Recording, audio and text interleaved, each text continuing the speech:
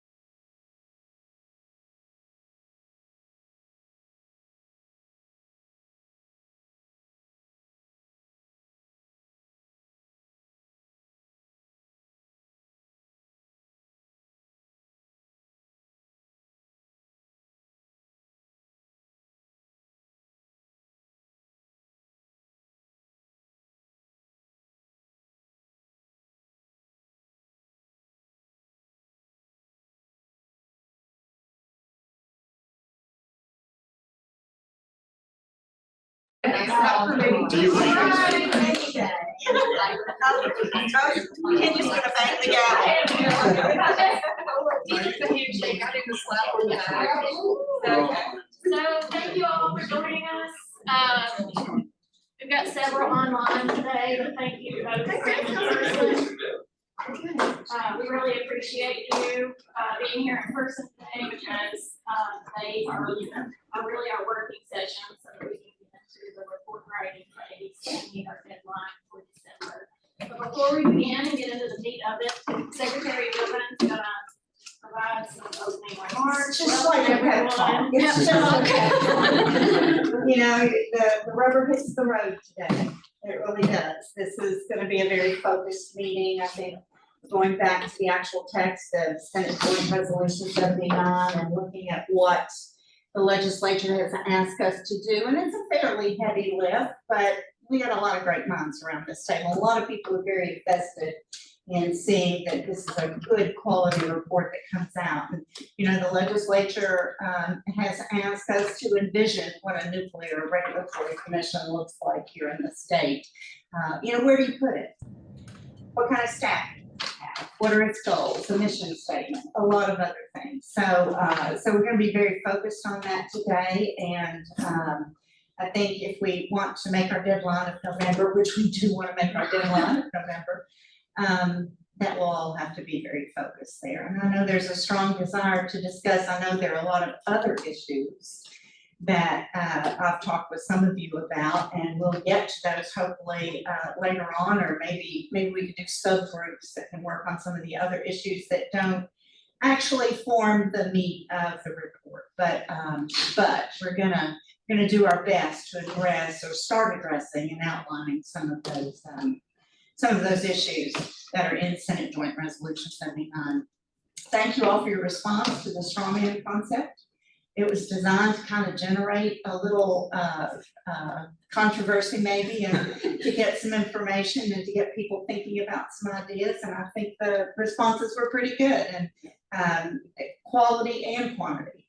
So we have a lot to work with, but I appreciate the work you all are doing, and I really appreciate the fact that we have people who can look forward to a nuclear energy future in this state, because I think, you know, we're gonna need some help. We're gonna need everything we can get. So I'm very excited by nuclear. So, and I know you all are too. That's why you're here.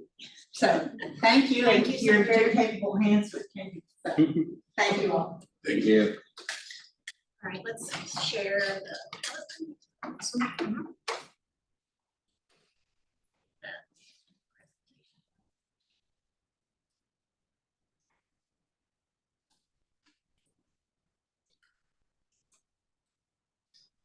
All right, thumbs up from someone online if you can see the PowerPoint. Yep, can. Okay.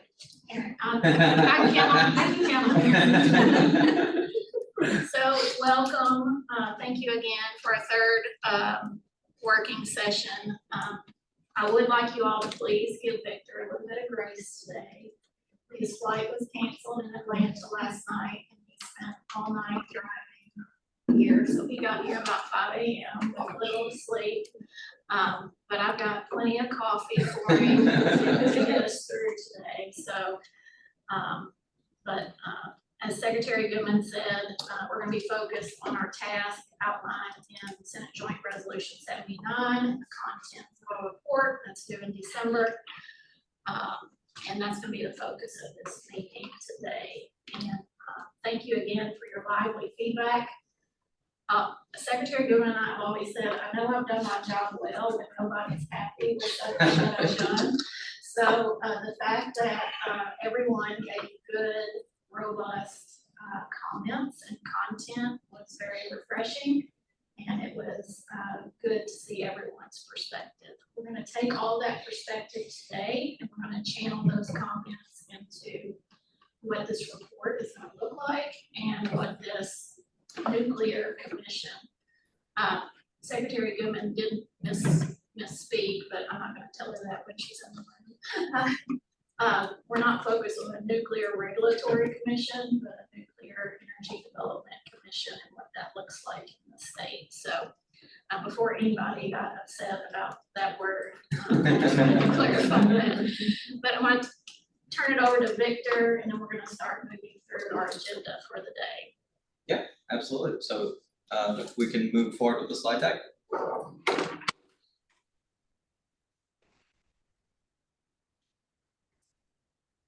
Just a few reminders, we always go through these, but if you're online, please remain muted. Unless you're a work group member and you need to make a comment or would like to comment, then raise your hand or put a comment in the chat. Carol is going to be monitoring the Zoom today.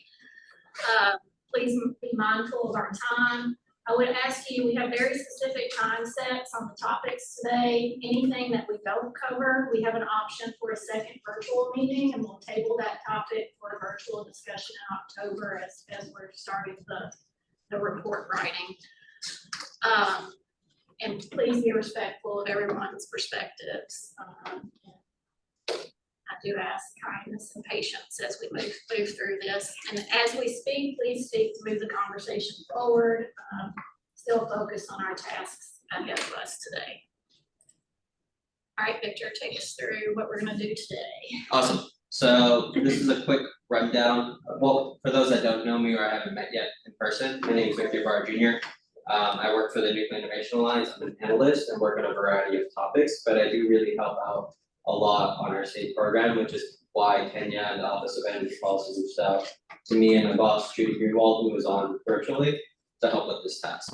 Moving forward, we're going to be talking, like Kenya said today, primarily on the content of the report and some of the content that or comments we received as feedback from the working group members over the last few weeks. We've been able to digest it, so this is the agenda we've set up for you to make sure that we leave today with at least an idea of how we want to move forward with writing the report and what we want this permanent nuclear organization or commission to work on in the future. So, opening remarks, we're going to review the Senate Joint Resolution 79 task. I think I saw a few people downloading it this morning on the computer, so we have it handy up here for you just to make sure you are aware of what the tasks that are outlined by there. We're gonna clarify a couple of ideas and concepts that Kenya and I and my boss Judy Greenwald introduced on the strawman proposal. Talk through that strawman proposal a little bit with you, and after that, go on a discussion of the major themes that we found in the comments that you provided. You know, you truthfully tore apart the strawman, but that is very good for us because now we know what direction you might want to move, and now we had feedback on how we can get the ball rolling in terms of moving these tasks forward. After that, we'll do a little quick 15-minute break and move on to a different discussion, which will be the structure of our permanent commission authority. We'll also have lunch. During that lunch, it'll be kind of a working group discussion where if we need to keep talking about, you know, maybe something that we didn't finish either in the discussion of the group comments and the themes or the structure of the permanent commission, we can do that. Lastly, we'll spend about the last 45 minutes of the meeting discussing the outline of the report and how Kenya, Judy, and I are currently envisioning it and take feedback from you on how appropriate that might look. So moving forward, we can review the work group task.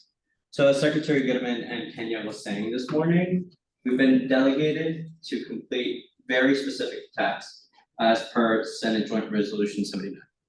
We spent the first working group meeting introducing each other to each other.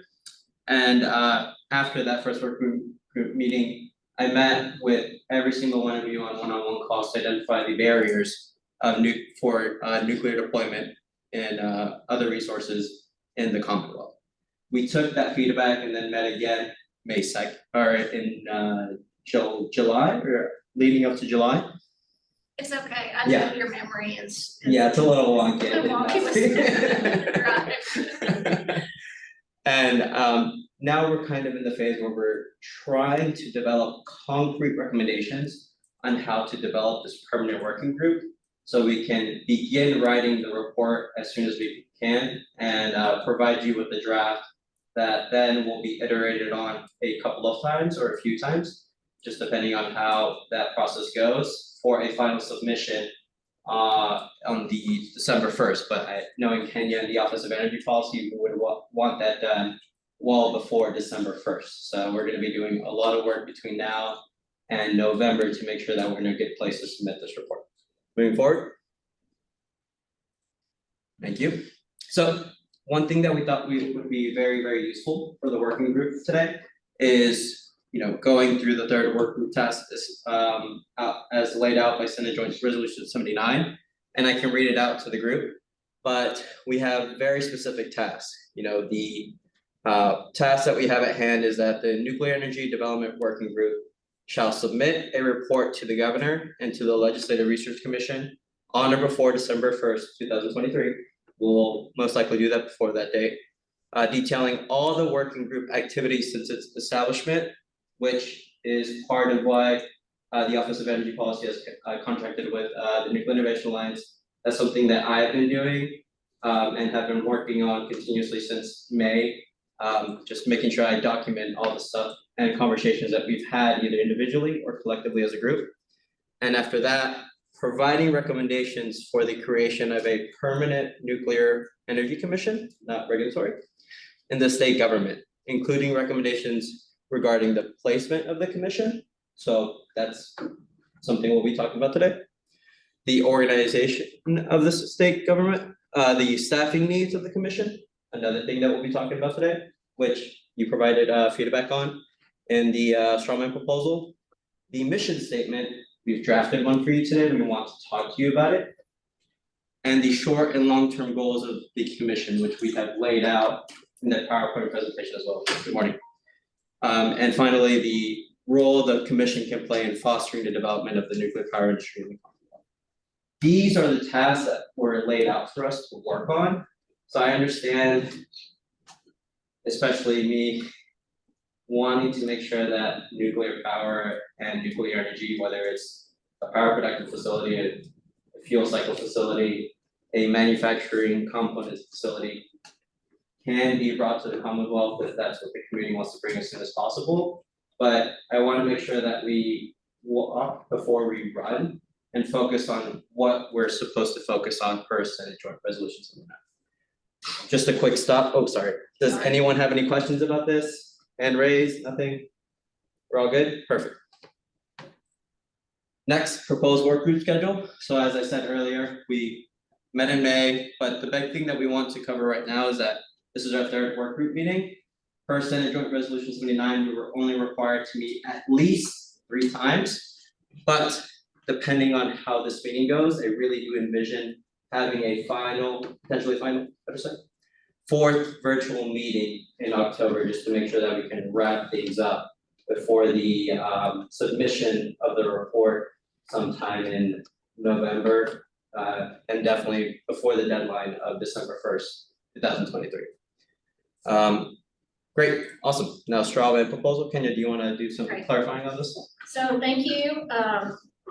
This was our first time using this concept of a straw man proposal, and as many of you realized, the straw man is not the final report. It was meant to elicit comments and feedback, and we received many comments on organization and should this be a recommendation and structure, and all of those comments are valid and are very informative as we move into what this permanent nuclear commission should look like. I do want to clarify, after speaking with Jeff Harmon here, even though it says a commission, when I think commission, I think of commissioners and a structure like that.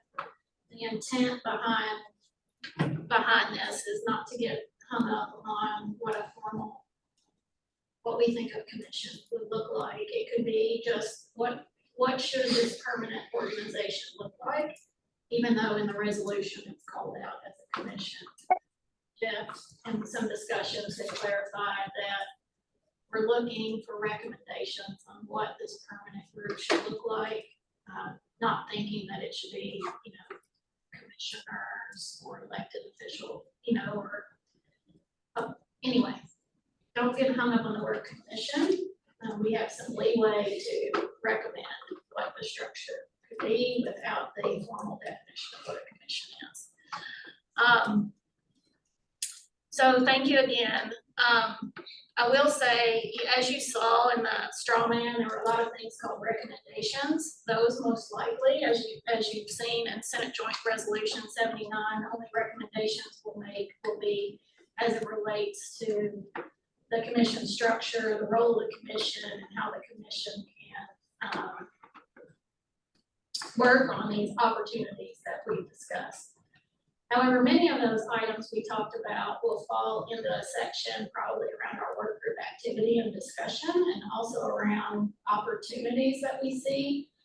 And so all of those in some form or fashion will be in the report, but just reiterating, our only recommendations will be around the formation of the commission, what it should look like, staffing, mission, short and long-term goals, as well as the role that commission can play in removing barriers to nuclear energy deployment moving forward.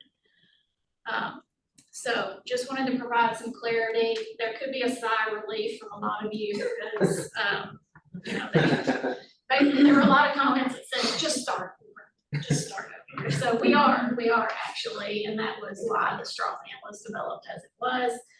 I think we've got a lot of good content in there. It's just what and how that will be rearranged and messaged in the final report. Does that make sense?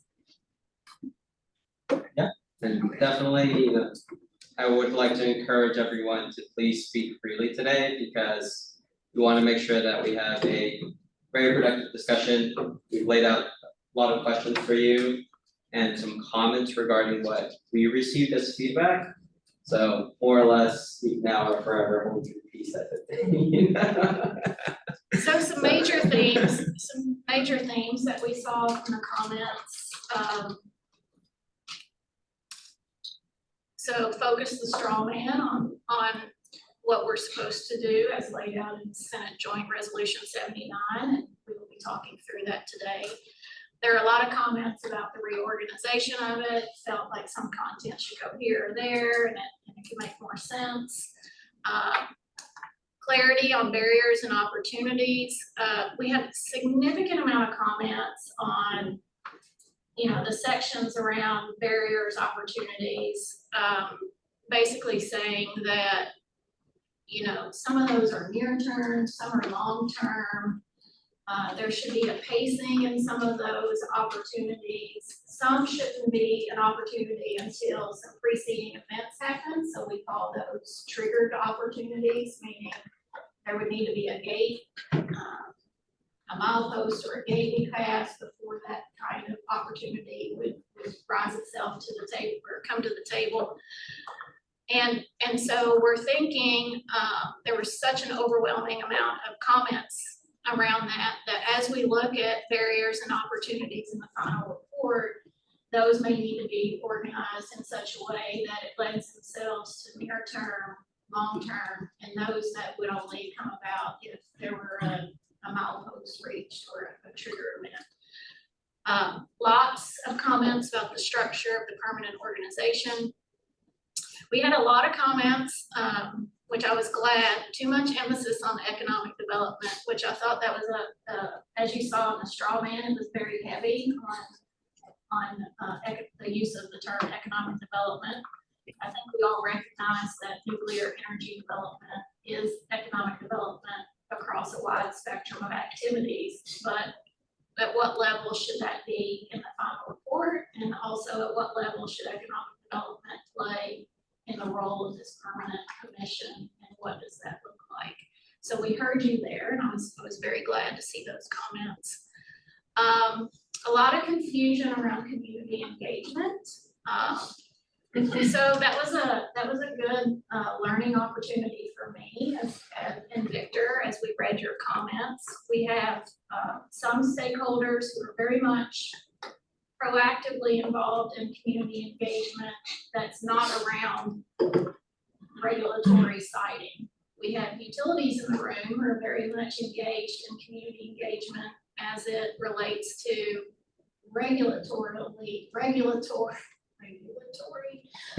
community engagement for NEPA or the NRC siting processes. So how do we reconcile that in the final report will be something that we're gonna have to wrestle with, because there is this kind of community engagement that's related to public perception and community awareness and education. and also encouragement of community voices in the regulatory processes. But then also sensitive to the fact that utilities and others have a very prescribed community engagement process. So we'll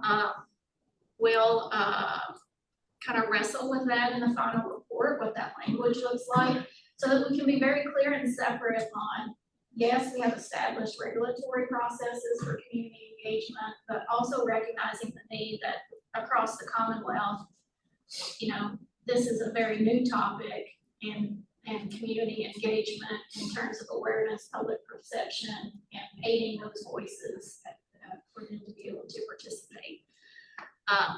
Also, just wanted to clarify, we heard you when it was very clear, we don't need someone else regulating community engagement. That was not the intent.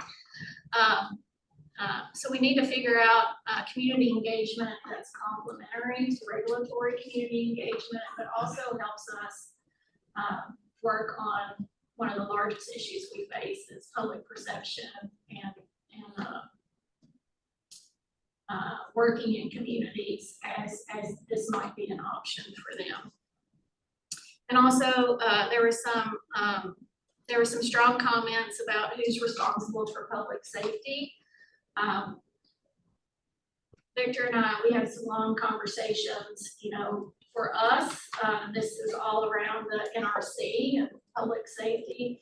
We didn't envision a public safety role per se, like regulating public safety. And Elaine, that was at the heart of one of your comments there.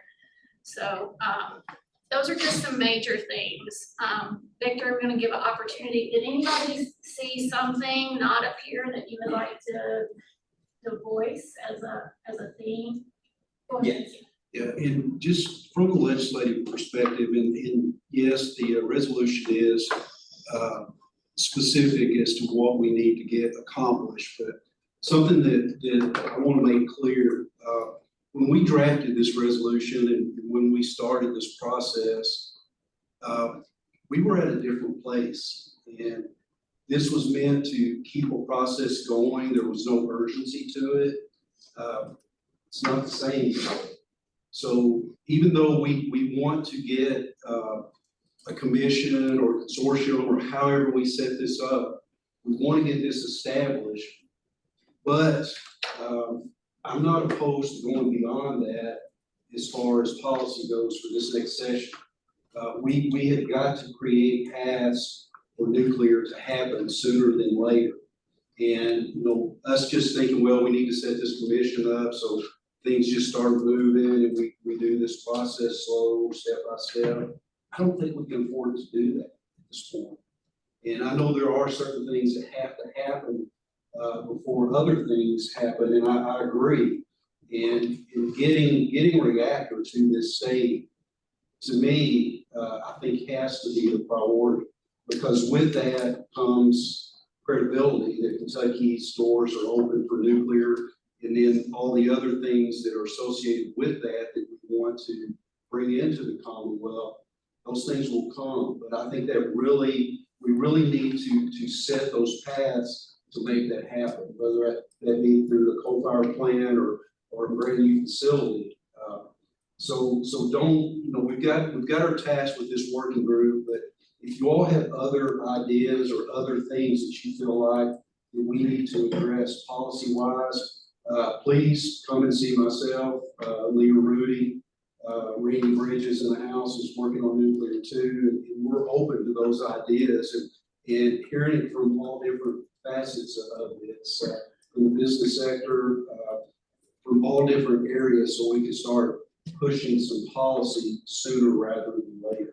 And I do want to add to that, there were several comments about maybe recommending some legislative proposals in our report. And Senator Carroll, I don't intend to make any recommendations related to legislative proposals. However, I recognize that there are policy and legislative issues, discussions that probably need to occur outside of this work group.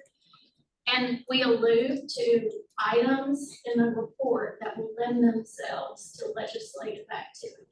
So, things like early site permitting, cost recovery, things about, incentives for, manufacturing or fuel processing. So there are things that we've discussed that very much lend themselves to these discussions, Senator Carroll, outside of this work group. I just want to be very focused on how we talk about those in this report and be very specific about how the permanent nuclear work group can work on those. That said, I fully anticipate a few select items to be talked about with Senator Carroll and others in the legislature outside of this work group. And I think you'll see those pop up here as we look at what this report looks like. And you'll see kind of as we start talking about, which I think is a very good time, Senator Carroll, when I get to it is, and others, near-term and long-term goals, because some of the near-term goals could be policy work that needs to occur outside of this work group. Kenya, Yes. Mike Kurtz, KIUC, Kentucky Industrial Utility Customer. I don't know where this fits in your agenda, whether it's in this report or future legislative things, but I do want to emphasize things that I think are important to give Kentucky a competitive advantage for siting and building nuclear. Obviously, it's the most capital intensive technology there is. It actually employs a lot of people too. There's a lot of people required for safety and other things, but it's very capital intensive. So financing, how these plants are financed is incredibly important to make it reasonable and economic for consumers, but also bankable. Securitization is mentioned in the report, but it's mentioned sort of in a vague sense. I think it's important to at least put on the table that is a voluntary tool, securitization for the financing of all or part of a new nuclear project to levelize the costs, reduce the costs, make it more acceptable to the public. And that really would give Kentucky a competitive advantage over other states. The second thing is these projects take a long time to build, and the financing costs during construction are big. There's two ways to deal with finance construction period interest. You can capitalize it to the cost of the plant. There's something called AFUDC or QUIP.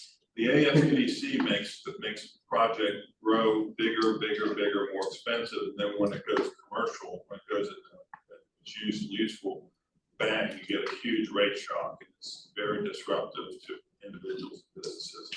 The other way is to recover the financing costs on pay-as-you-go, which is the construction work in progress.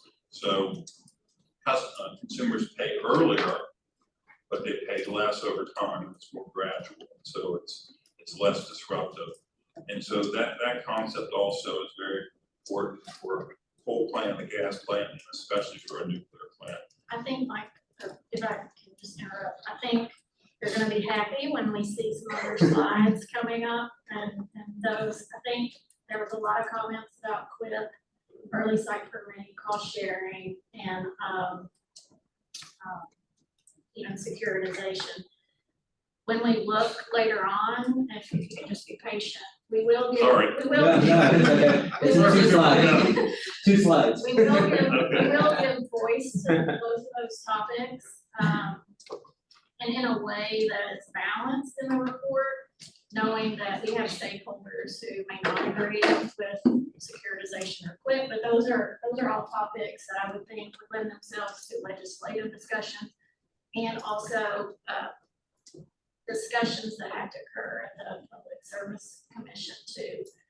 And so they're a key stakeholder in those discussions as well. So I think it's really how we incorporate those concepts and in the report. I can tell you they will be in there.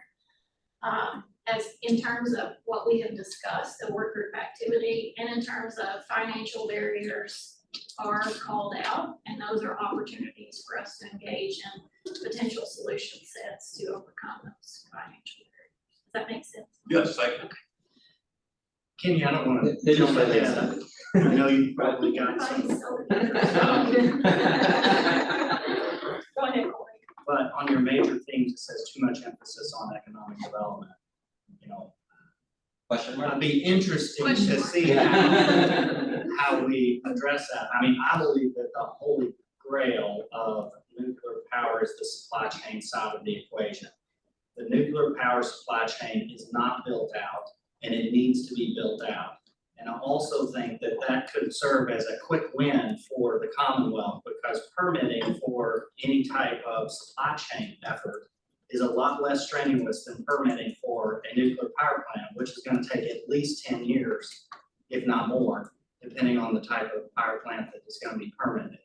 So, I think that, that could be a focal point for what we're trying to accomplish to encourage nuclear to Kentucky.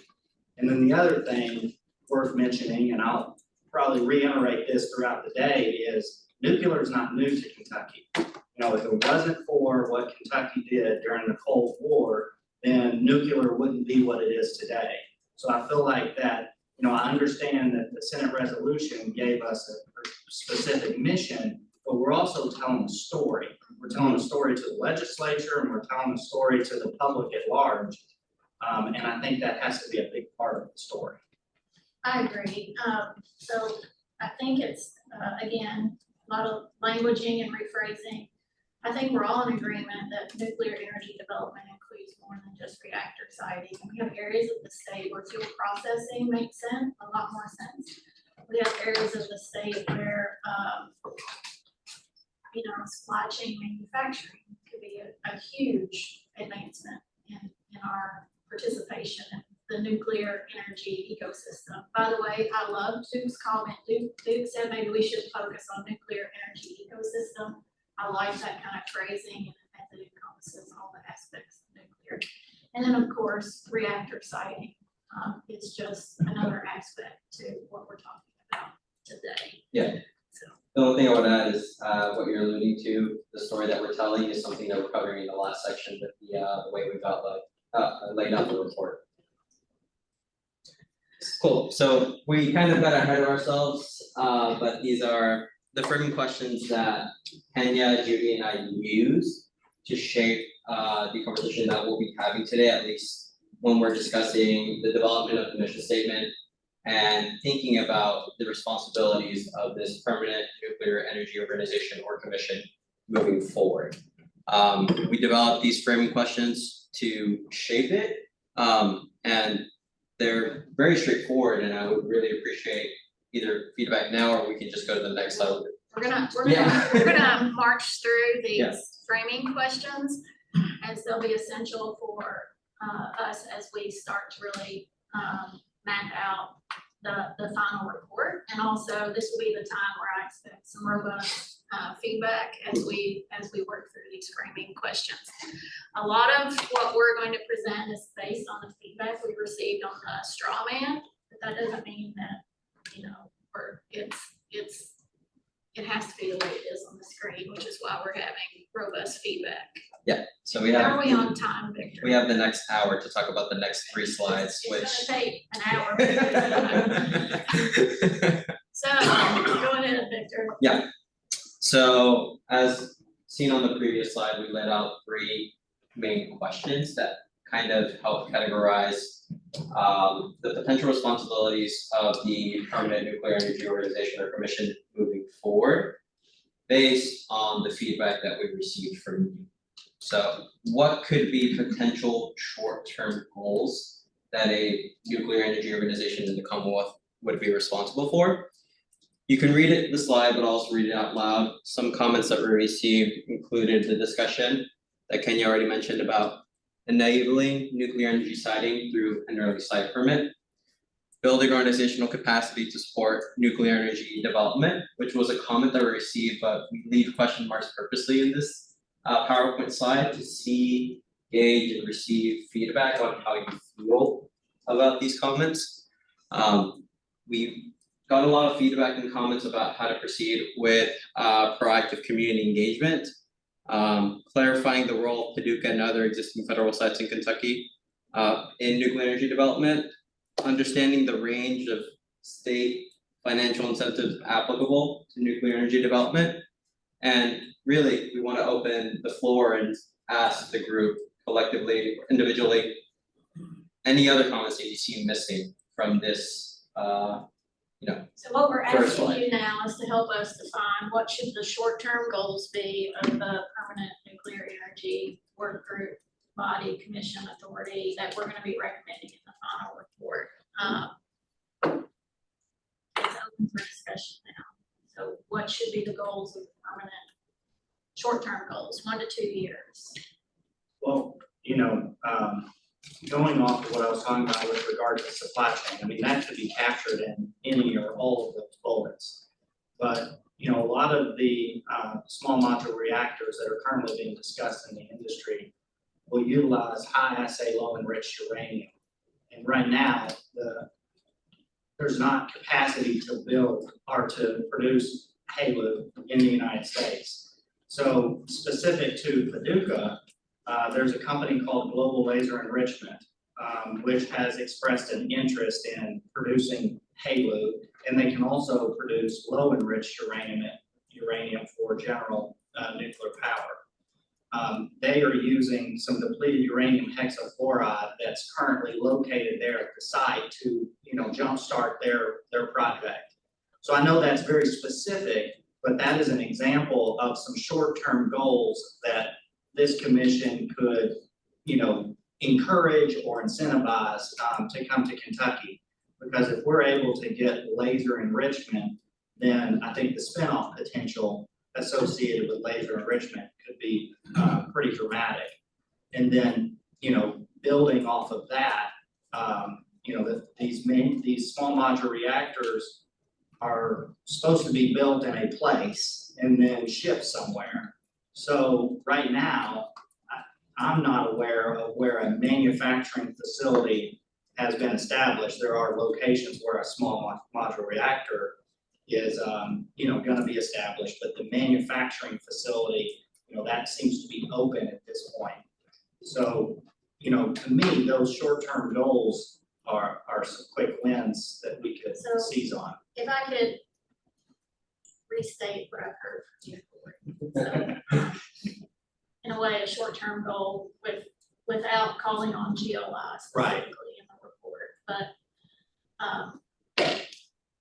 re-enrichment at the Paducah site would be a short-term goal to attract opportunities for re-enrichment of the waste uranium six there.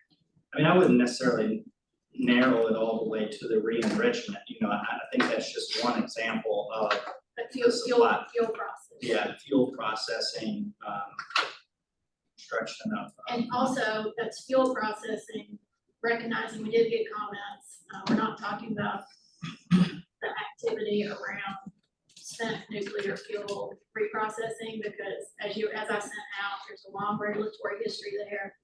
We're not doing that in the United States. There's activity to move that forward, but that's not on the table in terms of spent nuclear fuel reprocessing at this time. But dealing with the Paducah waste, re-enrichment activities, attracting fuel processing.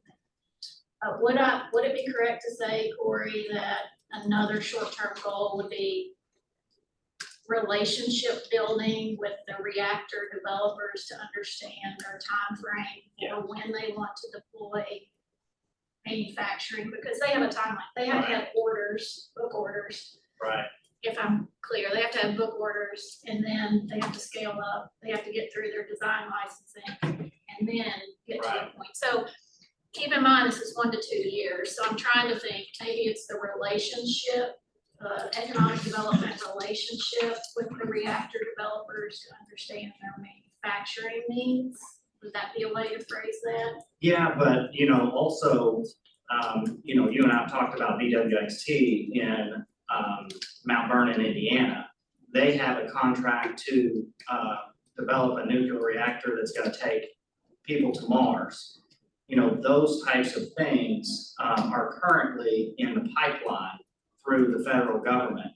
And in Paducah, and this is not about Paducah, I'm not trying to make it about Paducah, but in Paducah, we do have 3 large companies that have a big presence in this space, Jacobs, Fluor, and BWXT. I think using those relationships to figure out that supply chain angle, whether it's in Paducah or whether it's somewhere else in the state, would make a lot of sense. So I do think that there is some, 1 to 2, maybe pushing out to 5 years, where you could see some manufacturing associated Even if with. it's not like, if I'm like with BWXT, even if it's not with the new reactor design, they're currently building in the nuclear energy Right. ecosystem and potentially looking for expansion sites for manufacturing. Right. But a way, this is an important discussion, but the details may be too specific for this report. You would think the way you could capture it is by saying the role of this commission, one of the roles of this commission would be outreach to vendors and suppliers about the prospects of locating their facilities in Kentucky. And then and that would lead to another role of the commission is to make recommendations to the legislature on things they can do to incentivize that movement. That way you don't have to call out a site or a company, but you're just saying that is a goal of the commission and that it would have to be structured and empowered to achieve that goal. Can Can you, Go I ahead, Carl. just wanna kind of add a comment, and I think I sent this to you kind of separately, which was I'm looking at it from a different perspective as an end which is user, why you're on the work. as Toyota and also as KIUC, and I may only mention Toyota because I was there, I am not here representing them, so let's make sure that's clear. But using some problem solving in that standpoint is to define what our gap is. What is our issue that we're trying to resolve by creating this group? Okay, so in other words, if you look at a bigger picture, we have X number of megawatt hours that are going to have to be delivered to the state for all of manufacturing, residential, commercial, et cetera, et cetera, et cetera. And coal is slowly being squeezed out, maybe faster than we want to. There's a lot of retirements that are on the books right now that are going to happen. Something is going to have to replace that gap. Whatever that happens to be is why a certain technology do we want to put in place to create that gap, fill that gap? Whether that be nuclear, whether it be hydro, whether it be solar, wind. Obviously, coal is on the way out. Natural gas is being squeezed every day, which is our next best alternative. Nuclear clearly is a green technology. It has some back issues and a lot of public issues behind it, but we need to define what the gap is. Because if we just say nuclear power, I am truly afraid that the public opinion would shut everything down before it ever got step one forward. We need to really get everybody to understand how much of a shortage are we going to have in power generation before we ever present this. Thank you for that. I think, Carl, you'll see in the final report as we outline it. Maybe I should have started with the final. I mean, So flip to it. I know, I think, Carl, what we'll see in the final report will be a robust section on Kentucky's energy landscape and the changes. So that was a big comment that we received from you. So we do fully intend to talk about the richness of our energy landscape, what's changing, what's at risk. And then, as you recall, in the value proposition, there was a lot of value statements in what can, so as we envision laying it out, we'll have Kentucky's changing energy landscape and maybe the risks that we see with that transition. And then we'll have this value proposition where we really clearly define how nuclear can potentially kind of fill the gap. even though I can't really say I can't put a section called fill the gap. Well, I could, a section called fill the gap. So I think, I get what you're saying, I think we have to lay out, the gap in terms of our economic and energy landscape and the importance of our manufacturing, the growing importance of, reliable baseload, zero carbon resources for attracting and supporting our manufacturers. But also sensitive to Corey and others, you know, we do have a value proposition that's across a wider energy ecosystem. Does that, am I hearing Yes, you it does. correctly? I mean, this all kind of, you know, it all ties together because you've got supply, you got manufacturing, you've got operations, you've got, you know, maintenance, you've got refueling. All of this stuff has to be together, because if you just say, I'm gonna build a reactor and you don't have any fuel, then you've got a big boat anchor. All right, we're gonna take, Carol's gonna help me here. We have, wanna be sensitive to our chat as well. Expanded. Yes. So let's see. Okay, and let's just say, all right, I'm gonna call on people, because I'm not reading people's comments. So Christine, if you want to unmute, feel free to jump on in here, and then we'll go to Scott. Okay, so along this level of discussion, I think there's some unique advantages and resources given the experience that Kentucky has in manufacturing, and especially I think in some of the materials that are manufactured in the state, and comparing that to where the biggest gaps are in scaling the supply chain.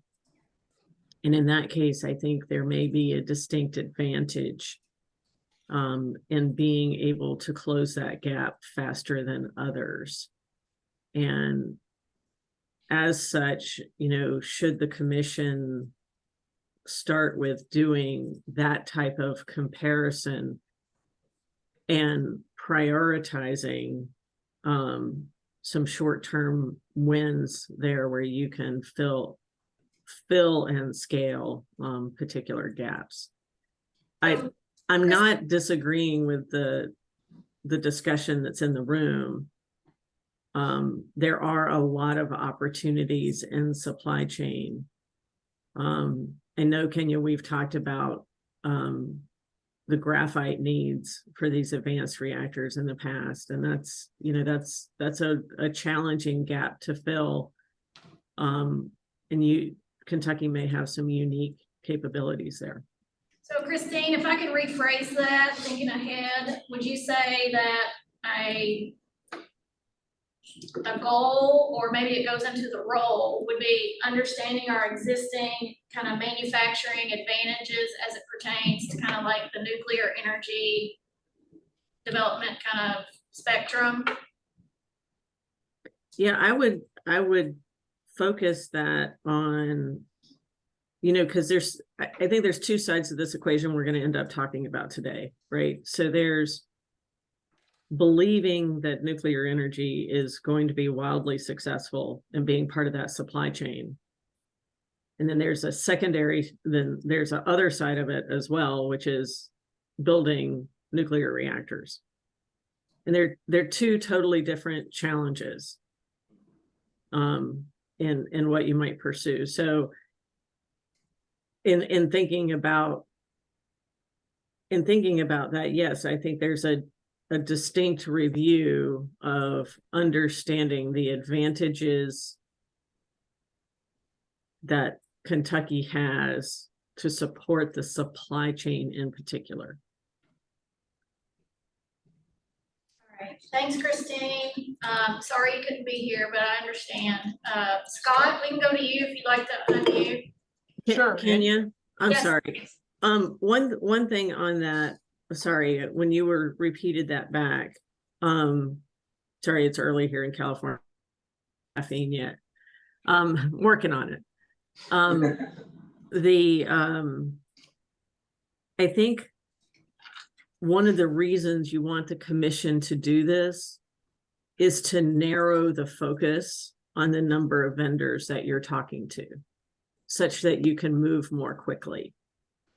So this analysis really should be either identifying the criteria by which you can screen potential partners or something like that. Again, enabling you to move a little bit faster. And I I'm not think sure that- how you No, that's, rephrase that. that's great. I made a note of that, and I like that because narrowing the focus can make us more nimble and quicker to respond. I'm done now. Going back to my coffee. All right, Scott, you're up next. I see your comment. All right, yeah, so my comment really follows closely with Christine's, and it's on that narrowing of the focus, right? Versus just saying supply chain. There are certain things, and I'm just talking now about building a nuclear plant, but this applies to several other areas of the nuclear sector. That are nuclear specific, like the reactor vessel, the class 1 piping that you might have to procure. But then there's this whole other set, regardless of whether we move forward with SMRs or their gas plants or whatever, you're gonna need turbines, you're gonna need generators, you're gonna need electric switchgear and transformers and the cabling. So I want to spend a little bit of time of which of those industries, one, would you want in your area, right? Maybe you don't want forges for pipe or vessels, but you do want more traditional manufacturing of switchgear and stuff. And then, you kind of compare that list to what Christine was talking about is, what sites do you have available? What might entice somebody like that to come to Kentucky? And then you can kind of tailor it a little bit more. I think those are excellent comments, and it feeds into what I was mentioning earlier. But it also complements our aeronautics, what we currently do in that space. Okay. I think what Andrew's saying is which companies would like to come and how we can, and Christine says how we can narrow it down, but I think we also need to narrow down which communities are willing to be host, which communities are willing to seek that economic development dollar match or whatever. So I think it's gotta be all three. Really, we kind of are just talking about three different functions, right? A government to business, an intergovernment to make sure permitting and siting is efficient, and then a government to community to let communities either compete for or. And so I think they're easy words to say, they're hard to execute, but I think if we talk about it in terms of roles of the commission, it will serve the report well without bias and winners and losers, or naming individual companies. And I think that intergovernment coordination, right, where one part of the government is trying to attract business and another part won't issue a permit. It's I think important dynamic that can differentiate one state from another. Can you foresee this commission being like what this gentleman said was a one-stop shop where they Well, that's what we're here do to the determine. permitting? I will say- Community outreach. Well, I will say this. The only thing I'm very clear on is that the commission, and it was overwhelming comments, that the commission should be non-regulatory in nature. So that was overwhelming from everyone. There were parts of the report that there were questions, or there were parts of the straw man where there could have been some regulatory oversight or project oversight in it. And we had very strong comments, we don't need another regulatory body. However, to your point, Annette, we're here to kind of flesh out what we think this commission should look like to meet our needs in Kentucky. We heard from Virginia and Idaho, and there were certain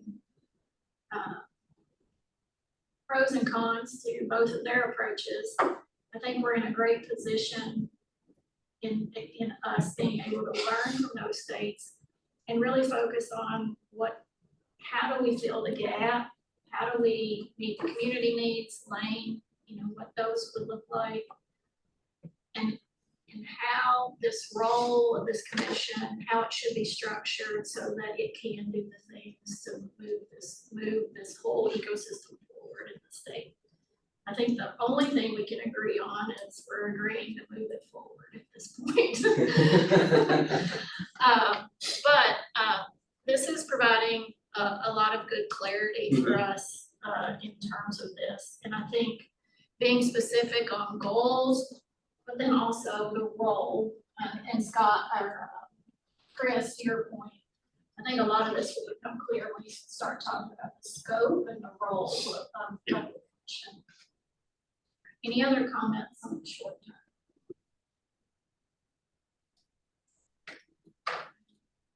So getting back to the previous comments about defining the gap, right? So we call that energy security.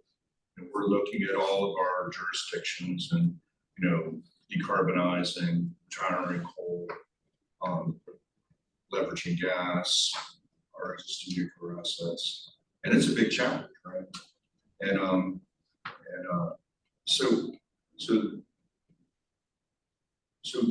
getting some research done to advise the legislature on what that gap looks like in Kentucky. Energy security is important to everyone.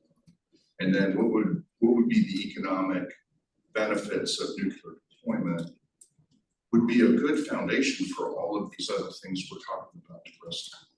So Ken, you talked about recommendations and the report. I don't know if that in your mind falls inside or outside, but I think getting that basic research is important for all the things we're talking about to leverage off of. And if you can get it from, you know, the university, independent, you know, then it carries a lot of weight.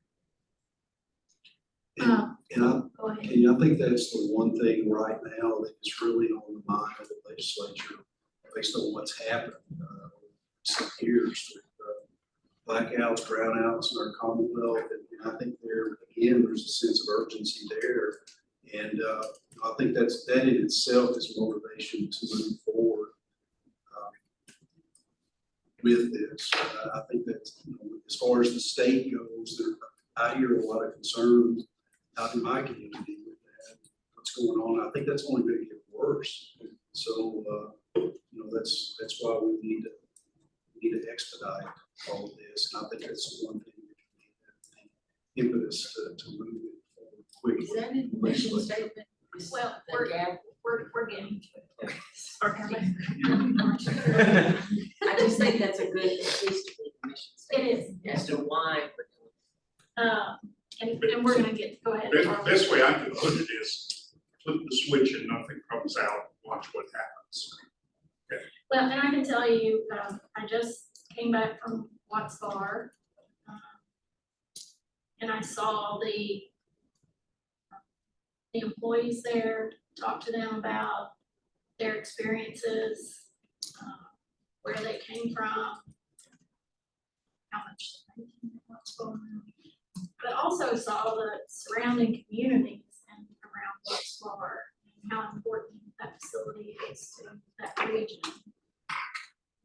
As Chris mentioned, Duke just released their Carolina plan that has SMRs in it.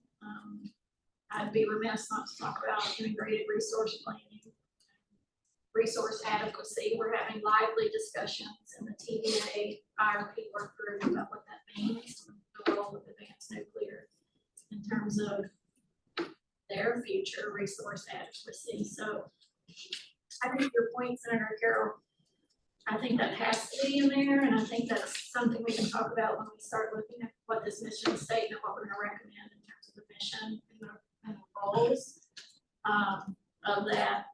But Senator Carroll, to your point, and others, we did say a short-term goal, 1 to 2 years, is moving, you mentioned early site permit.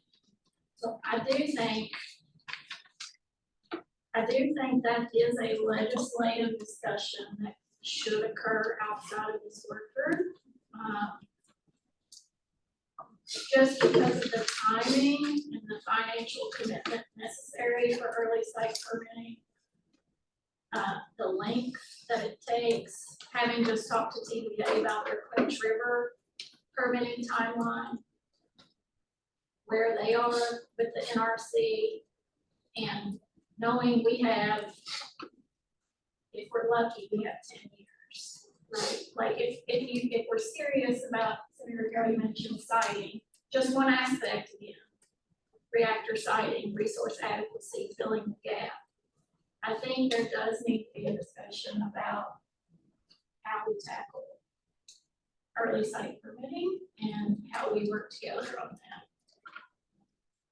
So is a component, I could ask a question on early site permit. Is a component of what's envisioned with early site permitting, understanding that what utilities are power generator is gonna put up the money associated with building a power plant, because if that's not a part of it, then you could find a perfect location without an entity that's able, and I think cost sharing, which you and I have talked about with regard to smaller generators, is gonna have to be a piece of the equation, because we have a lot of smaller generators throughout the state and a couple big ones. But, you could find a perfect location and then not a utility that has the pockets deep enough to. And that's what we're talking about. So early site permitting, there's a range of 55 to 75 million for an early site permit. That's just the early site permit. So we don't have utilities in this room that have any financial capacity to pull off a nuclear project by themselves. I mean, it's just, am I right? I mean, well, you don't have the pockets deep enough to do one. I think an early site permit has a general risk reduction aspect to it. It allows you to make progress without making it a huge commitment. I mean, Senator Carroll's comments at the last meeting kind of resonated with me and kind of informed that comment from Duke. How does Kentucky not be first necessarily, but be ready so it's not left behind? And so some of the more difficult legal challenges with us building and constructing a nuclear power plant are in environmental and site safety. And so you can get finality on environmental and site safety before you pick a technology, before you make a decision to build, but you have to pick a site. So when we're starting our nuclear deployments in North Carolina because of the legislature in the Carolina's carbon plan, we're starting with an early site because it's the best way to protect our customers from it. In Kentucky, there's an added incentive in that the utilities in Kentucky are going to need to come together, right? And an early site permit is an opportunity to allow a partnership to form, right? And if the state wants that partnership to form by coming up with some amount of cost share, it could become an issue to drive people together, which defines the be ready, not left behind. And so I think it's something worth discussion and consideration. I do reflect on the opening comments about the scope of the board, but I think the recognition that in Kentucky no one utility can do this on their own is an important discussion point. And so how do we create an environment where nuclear power plants can be deployed? Because if you really want to attract the supply chain, you have to show that you're interested in building a plant, because those two things are connected. It's easy to try to divorce them, but usually when a vendor offers to partner with the utility to build something, they put other things in with it. Right? And being sensitive to the comments around the utilities with early site permitting from a different perspective to Carl and Mike, I think overall, early site permitting can send a signal that your state is making a move. And when you send that kind of a signal, you get developer interest, you get supply chain interest, you get other interests in your state that you wouldn't normally have. But there's a significant kind of how do we get there? Go ahead. What issues are addressed in an early site permit? That's where I'm gonna defer to Chris. So, from an environmental standpoint, the Nuclear Regulatory Commission with the permit will issue an environmental impact statement. So you have the community engagement, you have the scoping meeting, you have public comment, and an environmental impact statement is issued. It gets an ASLB review, it gets independent review by the commission. So it gives you finality on environmental issues. So if an environmental group didn't agree with the environmental impacts, they can appeal that? Yes, they can participate, they can comment on it. There's an administrative process that's very robust, and if they skip that, if they don't participate, then that's a basis to throw a court challenge out because they didn't follow the instructions. Or even if they participate, they just disagree with it. Right, right. Exactly. Getting an And so- environmental impact statement completed takes at least 2 years. For not facility. There's no guarantees, you're gonna be involved in litigation probably at some point, slow that down. So it's a healthy Take a lot of time, a process. lot of money. Yeah, it's a healthy process. It has done pretty well because of the robust administrative process. It also brings out issues that you might not have known because you're studying the site. But you're doing that before you mobilize construction, before you commit to a technology, before you sign a contract. So you're really providing protection to your customers. On the safety side, you're looking at flooding, wind, wave, upstream dam failures, groundwater, seismic, meteorology, a whole list of siting issues that can affect the plant. And you know, one of the more challenging issues for building a plant is on the environmental side, like you mentioned, but also seismology. And we do have a comment from Scott. So Scott, feel free, we're here on early site permitting. I will say being sensitive of time, it's been a great discussion, but we are gonna move through, I think, and then we'll see where we come out at the end of this hour. Go ahead, Scott, and then we'll move on. Sure. So I think that you covered a lot of what I was going to cover in that early site permit about being a cost share versus something that you go do. But what I would think about is, would having an early site permit entice somebody to come build a nuclear plant there? Or does it just make it cheaper for somebody that's already decided to build a nuclear plant? Right. So that's just one thing to think about. And what might be more beneficial than early site permits, and I agree, it does the de-risking and all that, but would be just identifying sites that are likely suitable for nuclear plants within the state, right? That's probably, for somebody that doesn't already own generation property, is going to be a challenge for him to come in and say, all right, where do I have water? Where can I get the right of ways for transmission and some of those other key things that would then enable them to go forward? So just having the sites available may be as beneficial as having that early site permit.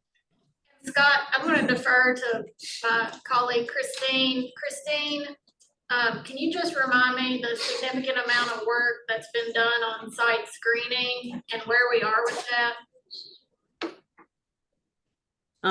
So relative to site screening, a lot has been done associated with the fossil fuel stations in Kentucky. We know, well, it's also across the United States, but for those operating coal stations, as well as recently retired within the last 6 years.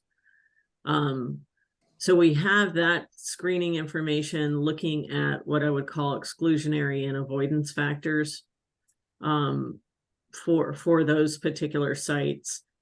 And these are also factors that could be analyzed through GIS technology, making it easier to do that screening. We have not done other industrial facilities, but I could develop a map on the sideline here to see how much of Kentucky is not analyzed yet through that study. So, and Christine, if I'm correct, as a state agency, I know the coal to nuclear report was pretty generic and didn't really call out specific sites. But we can talk more in depthly which sites specific were screened, is that correct? Yes, so we have not and will not publicly publish the data behind the report, but we will provide it to those that are associated with those sites and are, you know, would be likely involved in the business decision. So yes, you could request the analysis for the Kentucky sites. All right. And I have that spreadsheet pulled up. So in Kentucky, you're talking about, give me 1 second here, 9 retired sites that have been analyzed and 10 operating sites. And they screened acceptable, I guess I'm gonna phrase it that way, Christine. So all of your operating sites have screened as amenable for an advanced reactor. 4 of them could cite a large light water reactor. For the retired sites, 8 are amenable for an advanced reactor, and 2 would be acceptable for a large light water reactor. And just a caveat on the large light water reactor screen, that was based on the existing transmission. So we were not looking at doing any upgrades to the transmission. So there could be a potential that with the upgrade of transmission alone, the other aspect you need for large light water reactors is availability of cooling water. Or more cooling water than you might need for an advanced reactor. The number one criteria though, and this would be an easy thing to figure out across the state, the number one criteria that screens out most of these is population density. All right, so Scott, does that help that we're sort of already are doing that? Yeah, so what I think that you could do is take that next step, right? So the DOE was kind of a very high level screening. That next step to me would be, you know, somebody to just do a very cursory review of that real estate, right? Could you fit? And I would just throw out there as an example is typically 4 SMRs or 2 large reactors would be kind of a minimum for the O&M requirements for a station. Is there enough real estate after you look at where the ash pond is and where the site, where the actual power plant was? Is there enough real estate left to kind of site those in there? And then what you might do is get it down to your more premier sites, overlay that with generation needs, right? Talk to the utilities, where do you need the power? And very quickly, you'll get down to a few sites that make sense that, hey, these are the most likely sites. And then that's something you may offer with the early site permit cost share for somebody evaluating those sites. So Scott, would you see this as kind of a work product that the permanent commission could develop? Yes, I would think so. All right, moving on. This is trying to keep us on schedule here. Oh, no. I make one Sure, Don. quick question and one format comment. I would appreciate folks that are speaking to announce who they are. Okay. Who they work for, so they can sort of get an idea of what their focus is and their interests are. But keep in mind that siting a nuclear reactor, siting any power plant anywhere is very complex, not just from a real estate perspective, but Kentucky's very unique. And you said earlier, Dana, that there's few utilities that can afford to do this on their own. And you look at it from that perspective, say in East Kentucky, I'm gone with it, by the way. That's what you're saying. I'm the chief operating officer, and I'm the one looking. at Follow your rules. We're on nuclear power, but Kentucky is unique in that it has 4 separate power plants. It has TVA. Remember, there are, I'll just call it financial frictions to go from one power plant. TVA is LGDKU, which is one side, isolated.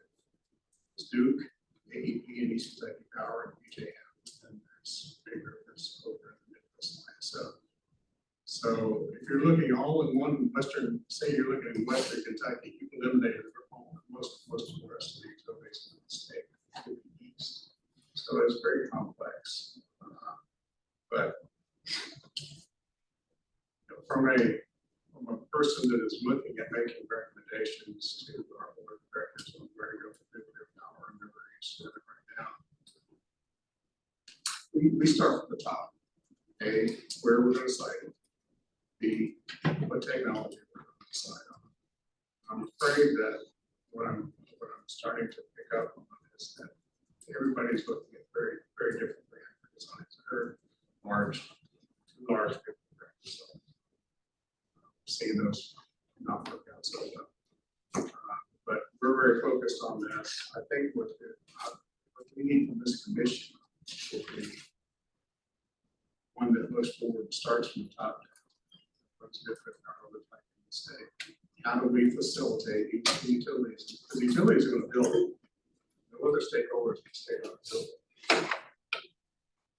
How do we facilitate getting them, removing the friction from that process? How do we help them financially? How do we help them on the accounting side of the equation? How do we get to the end goal? The end goal is to site operate nuclear reactors in the state. I mean, if we don't get anything else, we don't get a nuclear reactor sited in the state, all the supply chain aspects of it is truly economic development. But otherwise, we're going to end up with all solar, we're going to end up with all natural gas, and we're going to flush line and economics. So this commission really needs to start from the top and look for pathways to help smooth utilities progress. So the partnerships that we talked about, you're saying that those have to be regionalized for that to work. Structure, and is it possible to change that? It's not possible to change that because they've all made long-term financial commitments. Easily. It is feasible for us, utilities, to partner with each other outside of those markets, but one of those utilities is going to be an extra cost. Next, see what other parts of district studies too.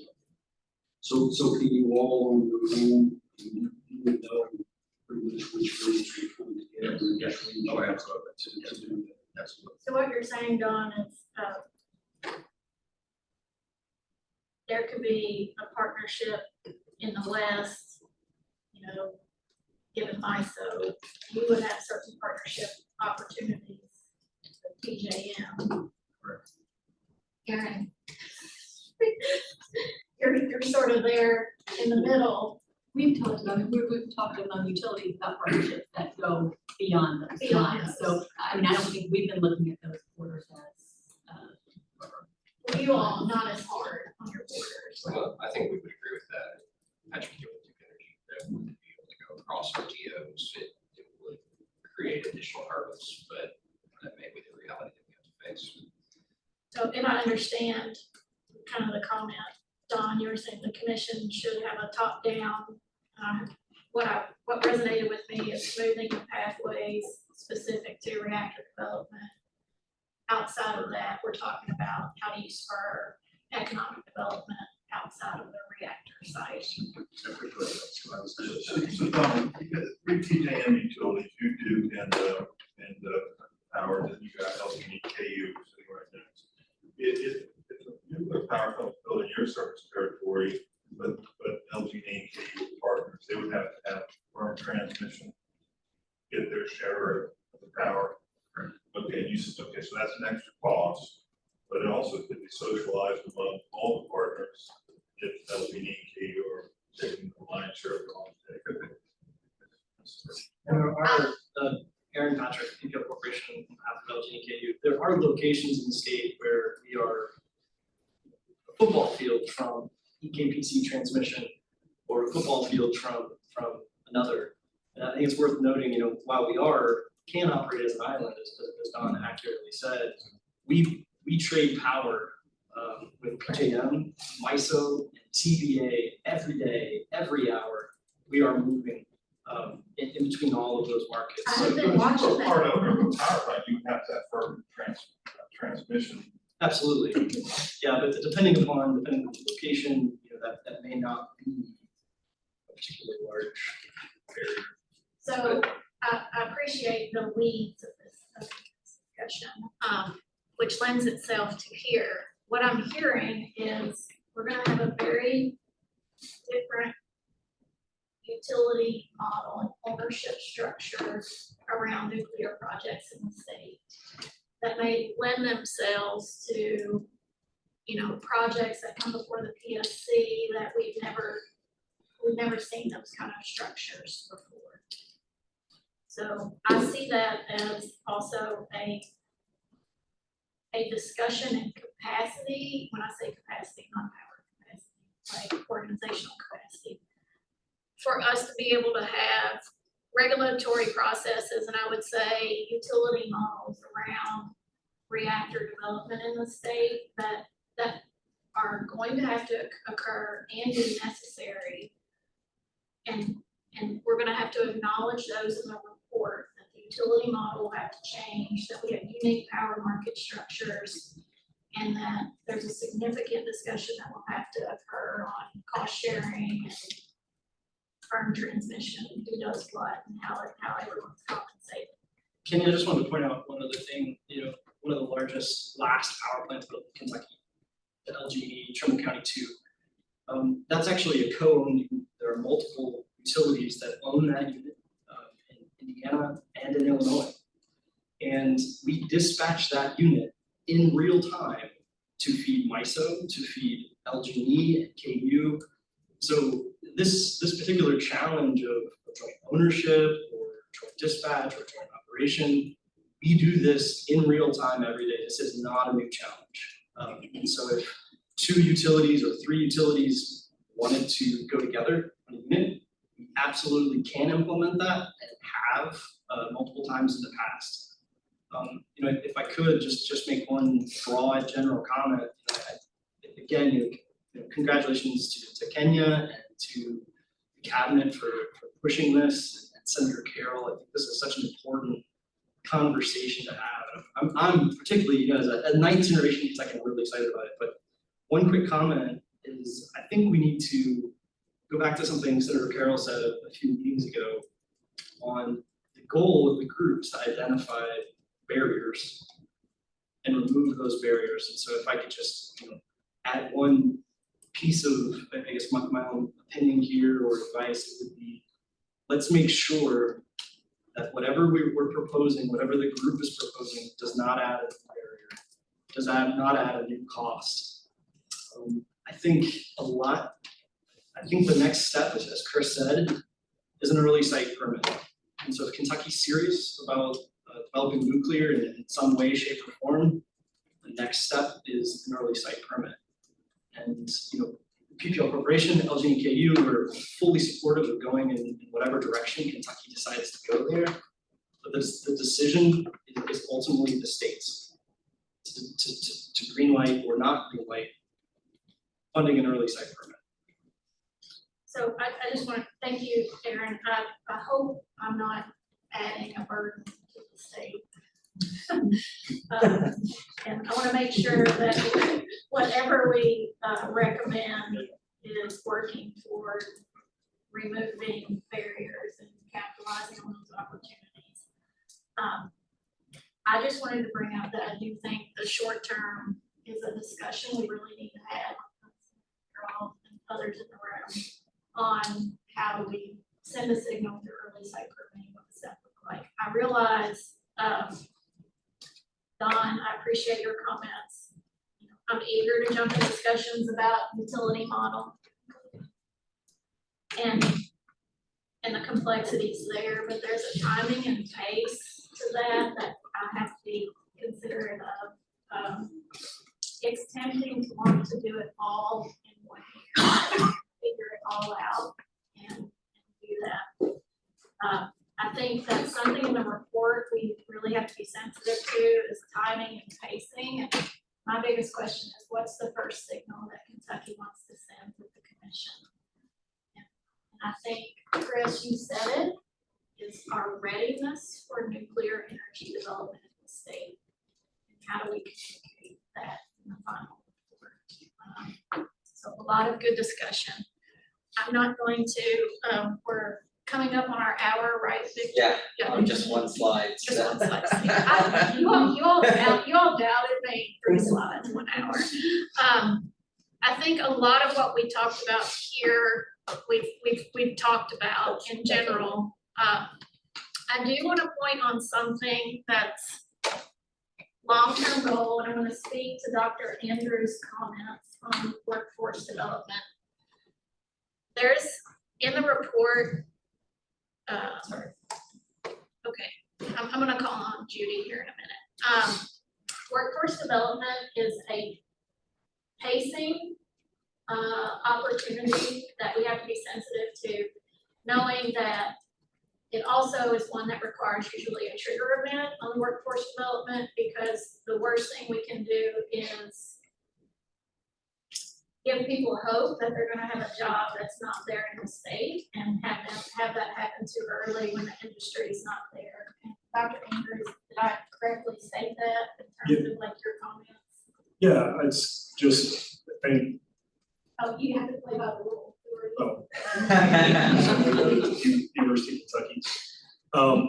It's exactly that these are such long-term projects that jumping in to develop full-blown workforce development programs years before there's any opportunity for a job runs a number of risks. Some of them simply being we're training people to go work in another state, which is a thing we keep trying to say we don't want to do. The other is that you end up with the issues like Ashland Community College had, where they ramped up a big training program because the company was going to come in and build a project and was going to hire 200 people. And they ran a whole bunch of students through, got them certified, and there are no jobs. And so the community college system made a great deal of investment that they don't recover. Those students took that program because they wanted to stay in the community, and there was no job for them to stay in their community. And it's even magnified beyond that when you start talking about putting up something like an engineering program, that you have to have a certain size. It has to be able to be accredited by a dozen accountants and all of those sorts of things. So what my comments were mostly around, just like King said, which is these are long lead times. These are things that we can trigger once we know we've got something going ahead. Nobody's building PowerPoint in a year. So there's plenty of time to put together a 2-year workforce training program.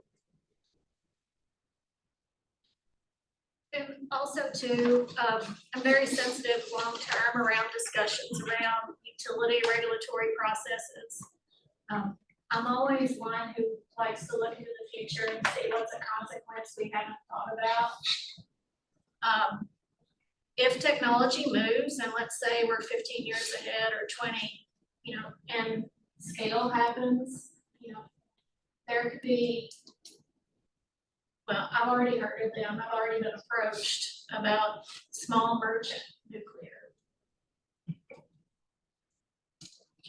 I've actually been approached, so that's there. And given Nucor and 3M's work with behind the meter micro reactors, outside of the utility space, we have other regulatory processes that we will have to discuss in terms of future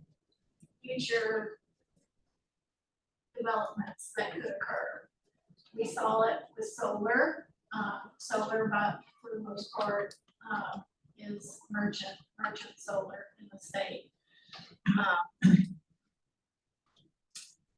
So I just wanted to put that out there, that there are other constructs around siting that we have to consider separate from just a utility home project. Or a model that's more of a PPA model. So there are some things, again, on down the road that I think are in the scope of discussion. Criticism you that I think we have to be considerate of, given what some of the industrials are looking at in terms of that behind the meter. But at the same time, I think that discussion has been driven by this overarching concern about resource adequacy and reliability that are driving some of them to look at behind the meter solutions. And for those heavy industrials, behind the meter micro reactors is very attractive. And It's also carbon footprint And it's reduction. carbon environmental goals. So you're talking about like X-Energy and Dow's partnership? yes, and Nucor with New Stable. So Chris Mullins, you've got, the combined heat and power equation is one of the tougher ones. Yeah. Because you need to locate the industrial facility and the plant and close enough that you can provide steam, right? So we looked a little bit of that with Purdue University on a feasibility study. They provide their own steam for campus heating. They want to decarbonize. How does that work? And so it is a tougher nut to crack.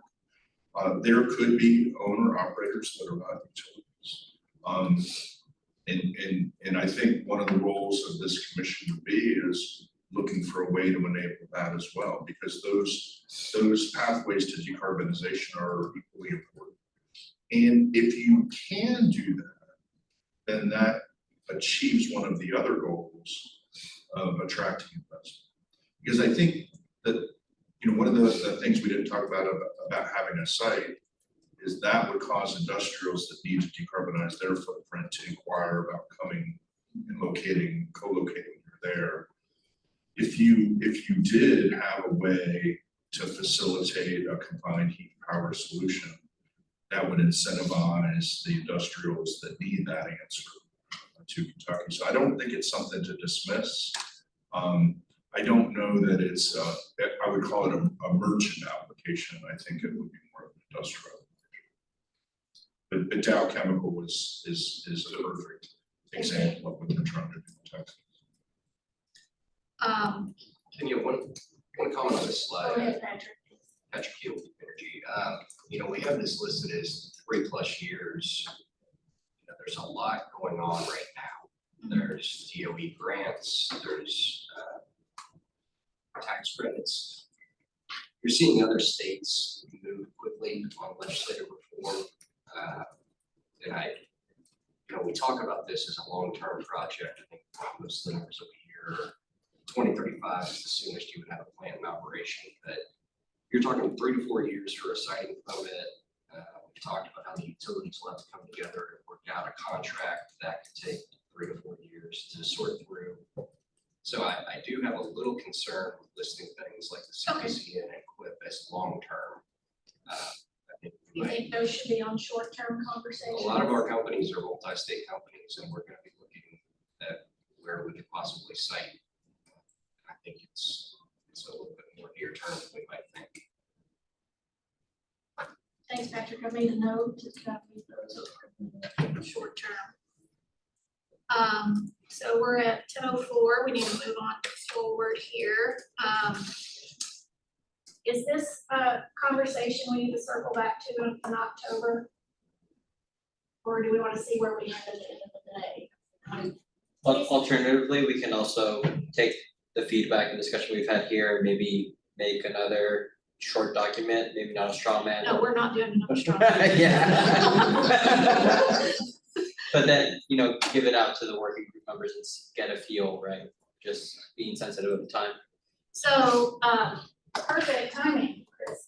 The role of the commission in fostering. Some comments we received is specifically defining the economic development role, being non-regulatory, being sensitive to Dr. Andrews. Please don't duplicate anything that I'm doing at UConn. So, meaning, and I do appreciate his comment, meaning we don't need another research and development organization, but we need an organization who can engage with partners that do research and development to maybe work on these work products. Is that correct, Rodney? And education and training, what responsibility should the commission have? And I think we've come to this, is it should be a facilitator in really enabling education, meaning kind of the education and awareness, but it shouldn't be responsible for education. Does that make sense? Facilitator of education, and I'm phrasing that and kind of summarizing that, what I've heard in the past hour.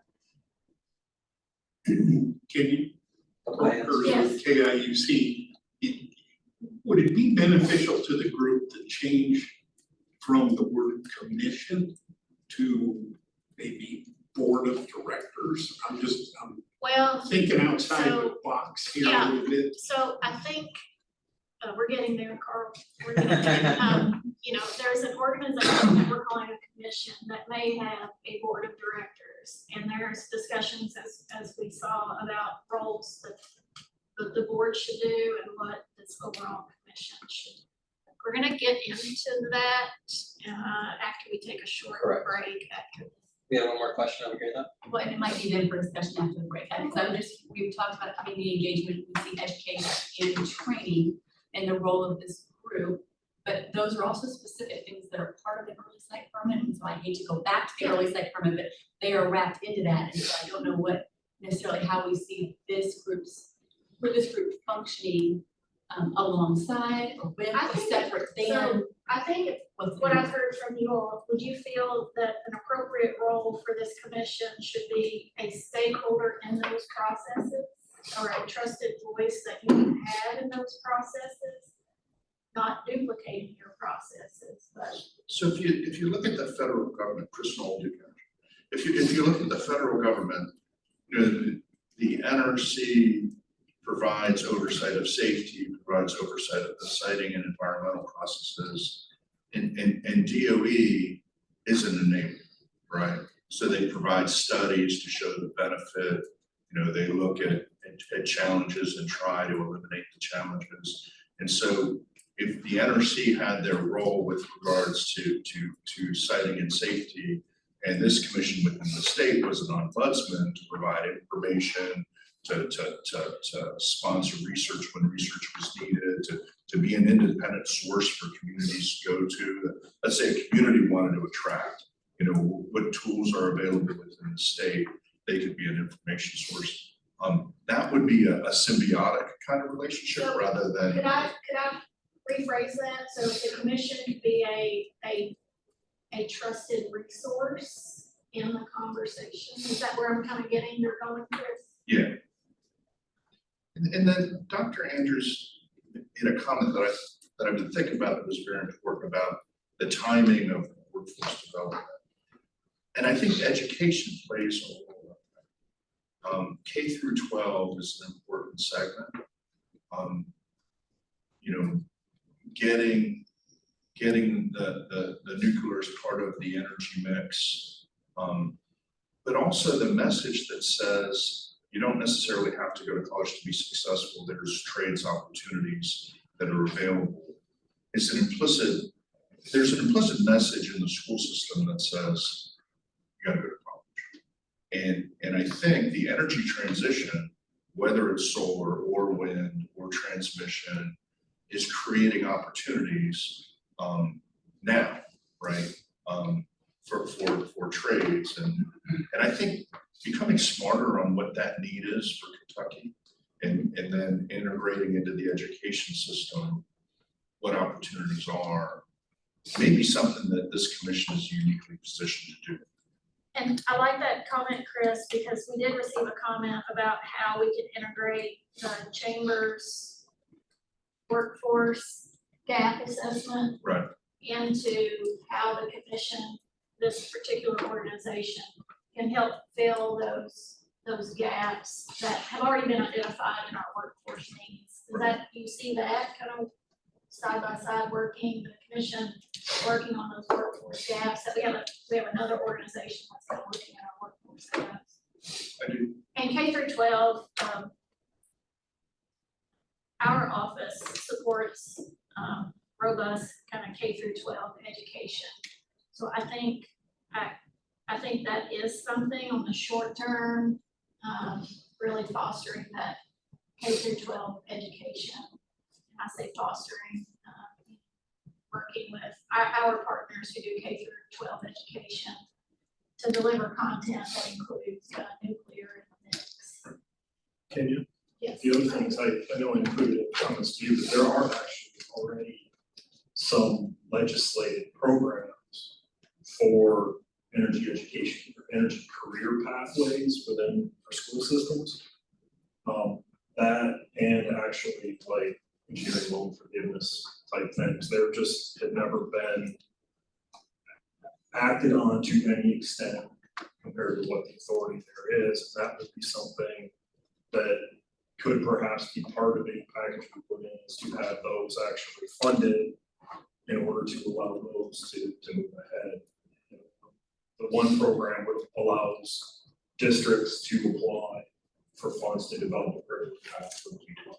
So So is the issue awareness, or is the issue the authorities there but not? I just. So,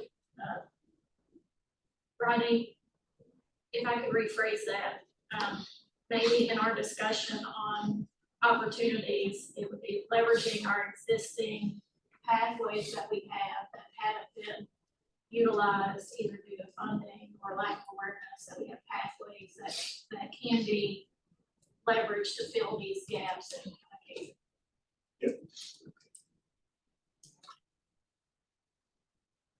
Right. Yeah, one more slide. More slide. Some comments we received, we've talked about these as well.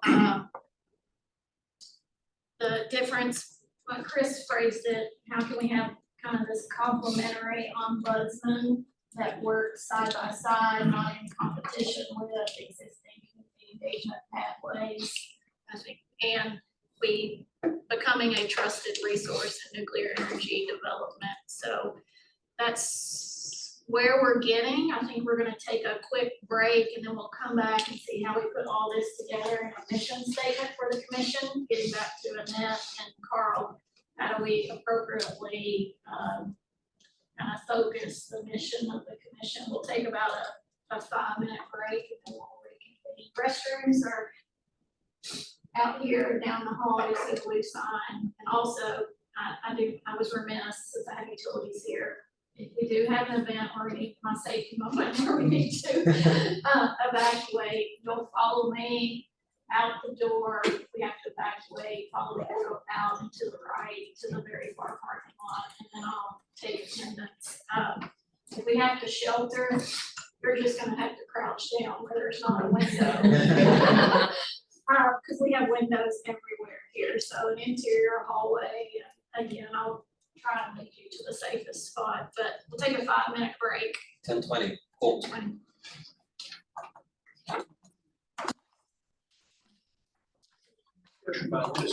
We need to. So do we have enough of this from our friends to take We're it getting there? into the yeah, we're good. Everyone's fine, okay?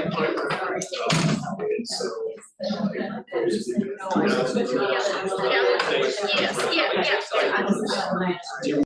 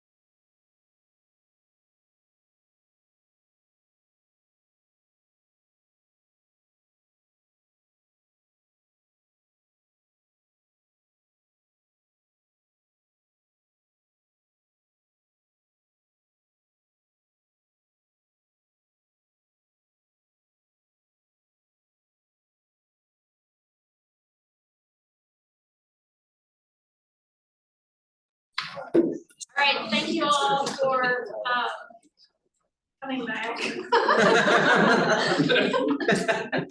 The bare minimum.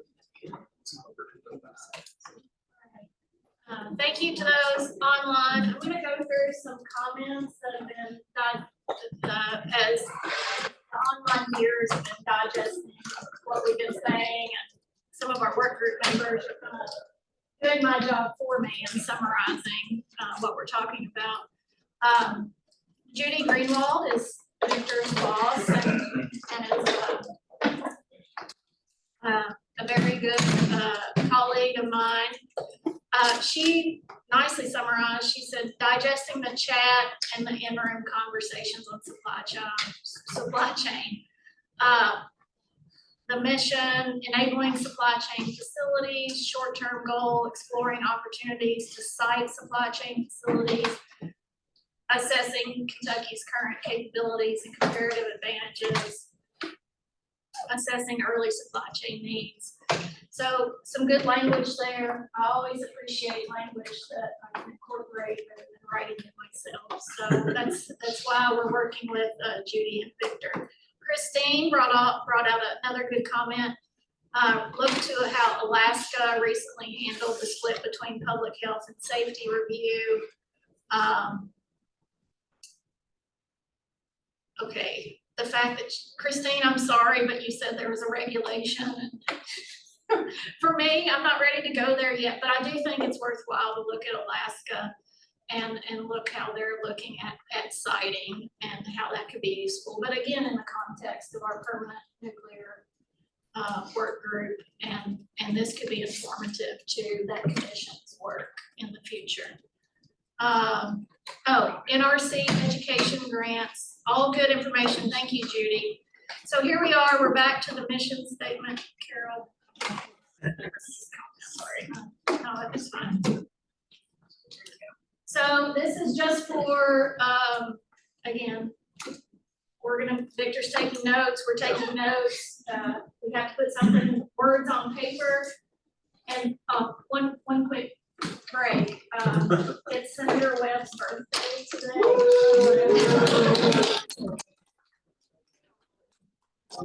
Court calendar. I didn't forget Senator Webb, so thank you for coming to talk nuclear on your birthday.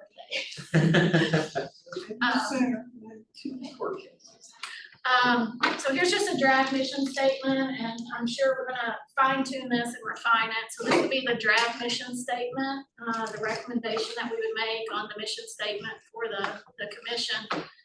I'm just gonna read it aloud because I think providing like sound to it gives people an opportunity to kind of digest it. The mission of the Nuclear Energy Development Commission is to be the non-regulatory trusted agency on nuclear energy issues in the Commonwealth, and to support the development of the nuclear energy ecosystem across the Commonwealth in a collaborative manner that enhances Kentucky's economy, offers benefits for all Kentuckians, including safety and environmental protection, and supports community voices. All right, tear it apart. What's missing? What would you like to change? Does it hit the mark, or is it missing? Initial reactions are any of these words something that we need to define, clarify? I think it pretty well hits the mark, maybe. Oh my goodness. I mean, a little bit work. I think it hits the mark. I mean, Yeah. it covers, kind of really what the group wants to try and achieve, which is to be the 1 point resource for the state. What about from the utility perspectives? Anything triggering or? Microaggressions. I'd make one suggestion, stop rotary, see if I can figure out that. Sorry, I kicked that down. Anyway, and I think it hits the mark pretty well. I might suggest that after on the third sentence, or the third line down, Okay, to support and promote the development. okay. Yeah, I was thinking encourage or something along with support. Promote as well. does the education component need to be explicit rather than implicit? To the group, I mean, we could say potentially in a collaborative manner that enhances Kentucky's economy, increases energy education, I don't know, something to that effect. What are the feelings about including education?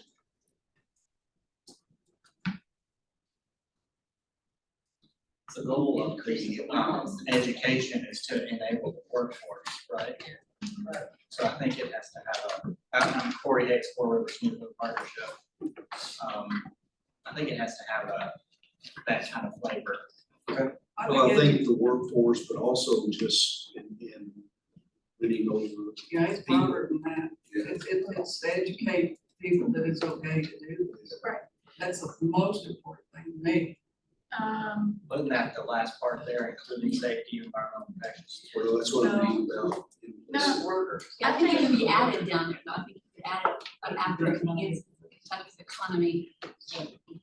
Go ahead. Educates Kentucky's Commonwealth. I mean, I think it goes down there in that list, I think.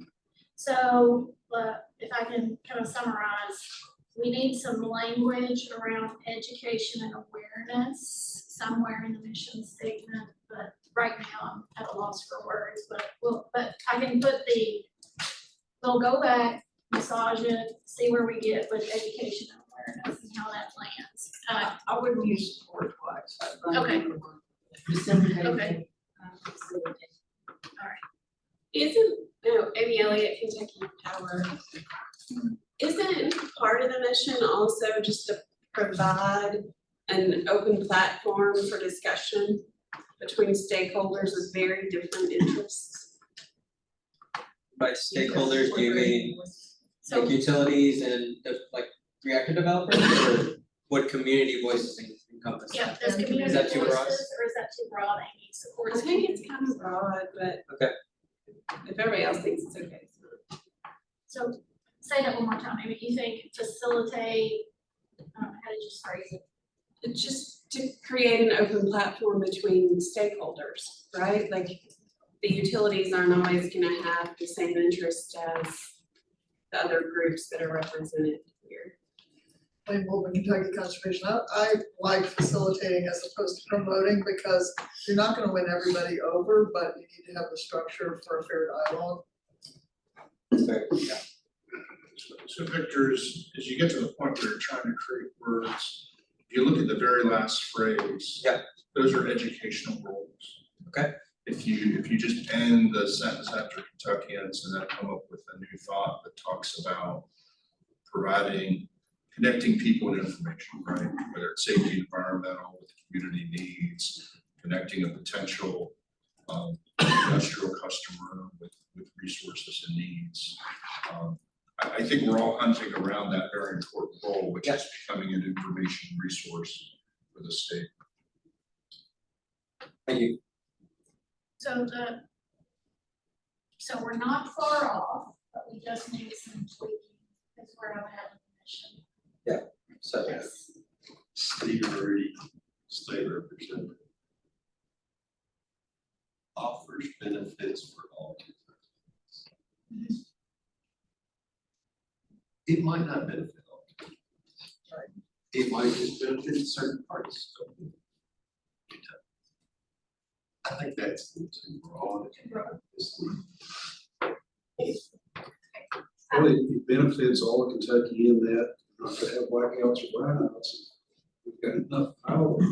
But if there's only a reactor in one part of the state and not the other, and they still have blackouts and brownouts in the other. I think You provided safety and environmental protection, education to all, I guess, and education. I think so some context around that. From the standpoint of opportunities around fuel in the West, manufacturing in places where reactors don't make sense. Like there are opportunities across all of Kentucky for nuclear energy development. That's sort of where that came from, even if it was outside of I think I understand the intent, but I just don't some clarification. Yeah, Okay, I mean, this is the feedback we need, right, so, okay. For the benefit? for the benefit. What if you just challenge the concept or just, you know? I mean, I don't know that that needs to be part of the mission to offer benefits for all Kentuckians, because we want to. How about offers opportunities instead of benefits? Have the opportunity for benefit, you know, just offer. What about offers opportunities? Is that plan better? Like opportunities better than benefits. Okay. Yeah. Leave that alone. I was gonna add enhances Kentucky's education, economy, and safety and environmental protections, and supports, just kind of pare that down a little bit and add education, workforce, and economy in there. Victor, you're taking that. Yes, Does that make sense? Yes. yes. Kentucky's education. Yes. All right, so as a work group item, we'll massage the mission statement, send it out for review, and we'll have a very focused comment on the mission statement for the report. Oh, chat. Yeah, chat, yeah. Let's see. Capacity. Is this in relation to the education? All right, Okay. Kara, just unmute. You said, what about capacity? Go ahead.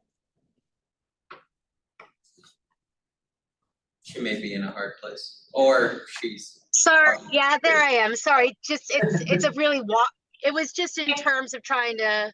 And Kara, who are yep. you with? Who are you with, Kara? Hi, everybody. I'm Kara Colton. I'm with the Energy Communities Alliance. We represent local governments currently around DOE's nuclear federal facilities, but also communities that are potentially interested in hosting new nuclear development, from supply chain to reactors. I was just saying that the word capacity, it's a very DC word, but it's been used around here at least to kind of encapsulate everything that is part of the nuclear ecosystem, education, workforce, all of that stuff, essentially everything that goes along with what's needed to support nuclear development. It was just a suggestion. All right, and Scott? Yeah, so my comment was around the section here that says to be the non-regulatory trusted agency on nuclear energy issues. And if that might imply that, you know, you're gonna take complaints from the public about an operating nuclear facility, you know, I could almost see you just deleting that sentence and really focusing on the second half of that statement as being the focus for the commission. Yeah, I think that's very fair. I think Kenya, Judy, and I added this just because we understand how people unfamiliar with nuclear may associate the word commission with the Nuclear Regulatory Commission. So we just wanted to clarify that, but if we're getting the feedback that it might not be necessary, we can No, I potentially massage it. actually think it's necessary. Necessary. I like non-regulatory. Yeah, And I like, and for me, a trusted agency kind of,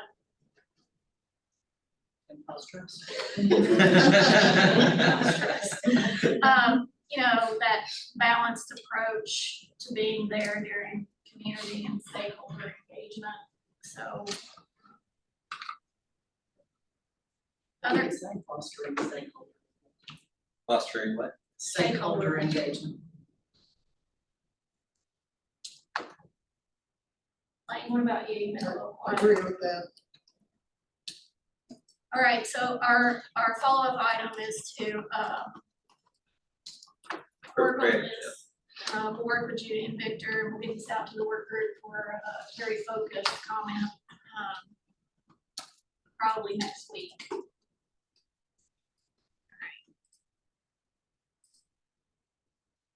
All right, we're now moving into structure. What does this look like? So as you saw in the straw man, we provided a very detailed structure.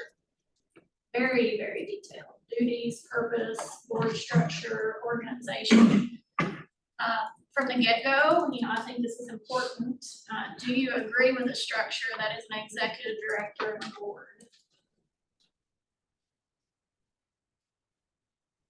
Julie means it's, okay. Yeah. Alright. We were very specific in the makeup of the board in the straw man, so we went very one-sided in actually calling out organizations.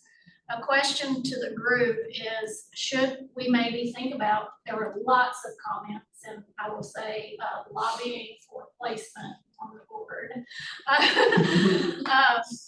Should the recommendation in the report be around, let's say, I could envision language around, you know, a 15-member board that is representative of these entities without calling out specific organizations. And then that would be, I'm gonna put it this way, then you all would have to go to work to figure out, you know, so what's the feeling on that in the final report of the structure of the board being representative of these organizations in a certain size, but not specifically calling out board members? Or if you have any questions about any of these phrases we put up here, we can also clarify. Yes, Lynn Goldman, can you clarify energy community representative, how you're defining that? A legacy coal community or a legacy nuclear community. Okay, as opposed to a citizen. A citizen, so let's see, energy community representative. I'm sorry, I gotta get this. Oops. Oh, shoot. Carol, you're gonna have to legislate. Yeah, I just want to clarify better where you're making that distinction. Yes, I think the distinction that we were thinking of was the energy community representative would have a focus whether it is coming from a coal background versus a citizen would just be your regular person who could be able to participate in this process with no interests that would, you know, bias them towards a certain way of thinking. Yeah, that's fine. And we can add definitions to this, obviously, this is just what we put up here, but the final report or the draft report they will give you in the coming weeks can have footnotes where we expand on the definition of how we're defining each role. Okay, I'm sorry. Nope. I apologize, it's my fault. I'm good. I'm clicking too many things here. Yeah, maybe just move it to the top, that might be helpful. Do you have university on there? We have like, oh, whatever we see. Carol, you just move that to the top. Sorry, y'all. I don't see any worker. Can you language around that? What? I'm just saying someone that has worked, literally has worked or works in as an employee or to represent people who are working. Just for input on the ground, I mean. You can go first. And I was gonna say, we can't add academia. I don't think that's clear. Okay. And then some language around, maybe in the citizen side, we could have worker, you know. I'm just throwing it out there, it was just an omission to me. When I think about state government, I think about our traditional entities, you know, Senate, the House. Government might be a local elected. And I don't know the state government, in my mind, included universities, because I guess the make of the task force here, or what we traditionally utilize in the formation of these things, but, so I want to be a little more specific. Okay.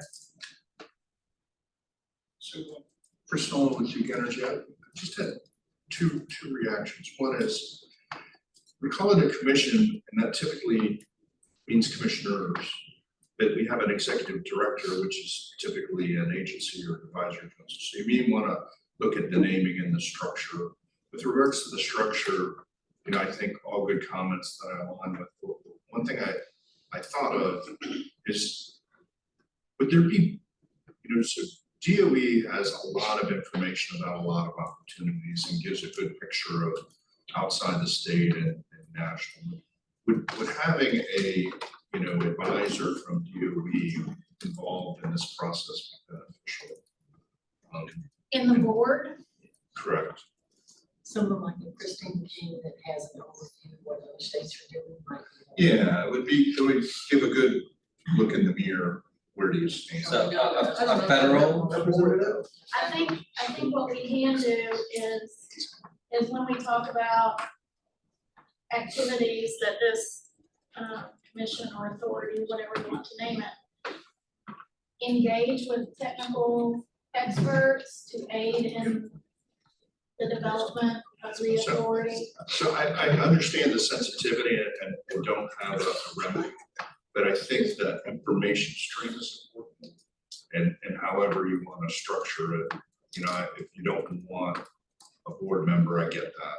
But I wouldn't close the door on the opportunity for information. You can incorporate an advisory council, but complements the board. Advisory council for people like Christine. I'm not opposed to it. I mean, I'm just thinking something separate than the board. So that's the consortium model that Virginia has. We've talked about that, and do we need to eliminate that structure? And again, my knowledge is limited, so when we moved forward with this, we did it because we really weren't comfortable with the Virginia model because we felt like they were so much further along.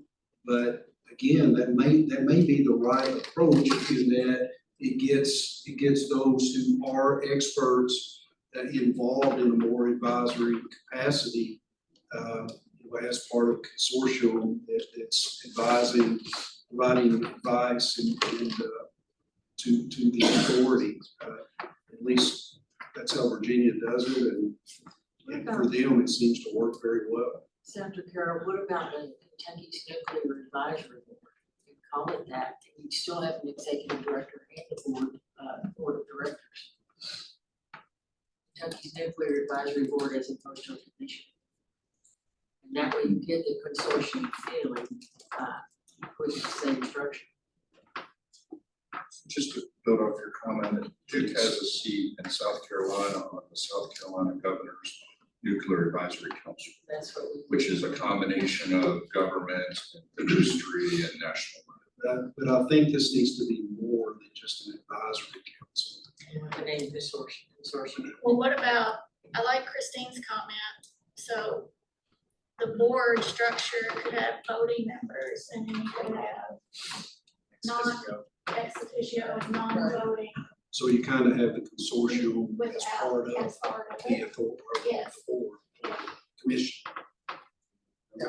Okay. That's gives them a seat at the table, so. And I think that's crucial because again, it is that group that's going to move this state forward in all practicality. We're going to create the structure, but they're going to be the ones actually doing it. And that input is going to be critical as we move forward. Scott, you had a comment, you saw, you wanna unmute? And if you'll introduce who you're with, I've called on you a lot and. Sure, absolutely. So Scott Honeywell, I'm with the Tennessee Valley Authority. And my comment was around, you had the nuclear industry ecosystem.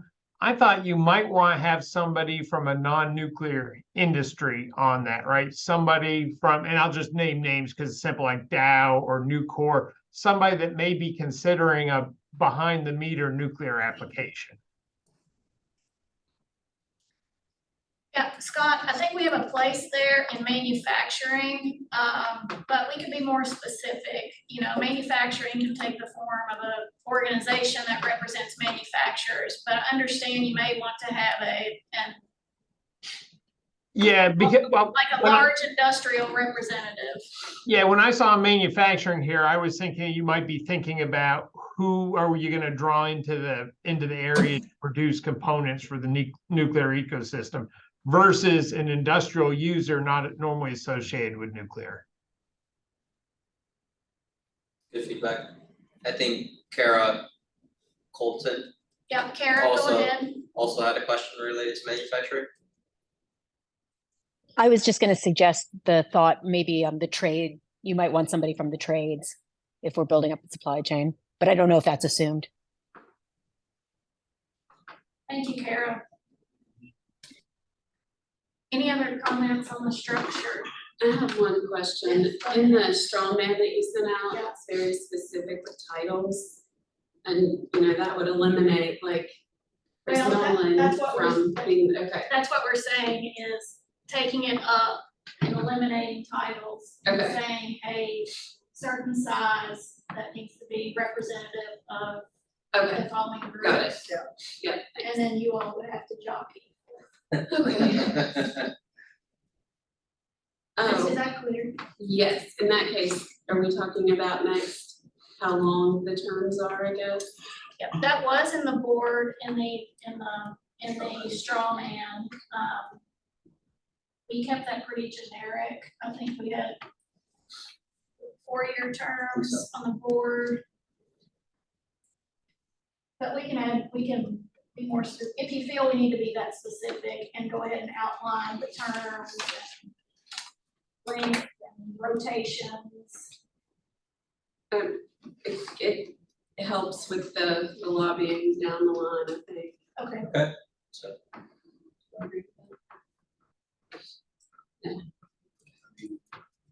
Details of this, experience individuals.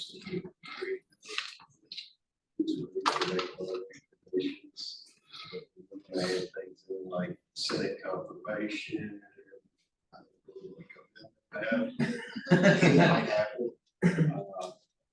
Not house confirmation? No, that's unconstitutional. Where we at? That's why they have risers on the chairs, down.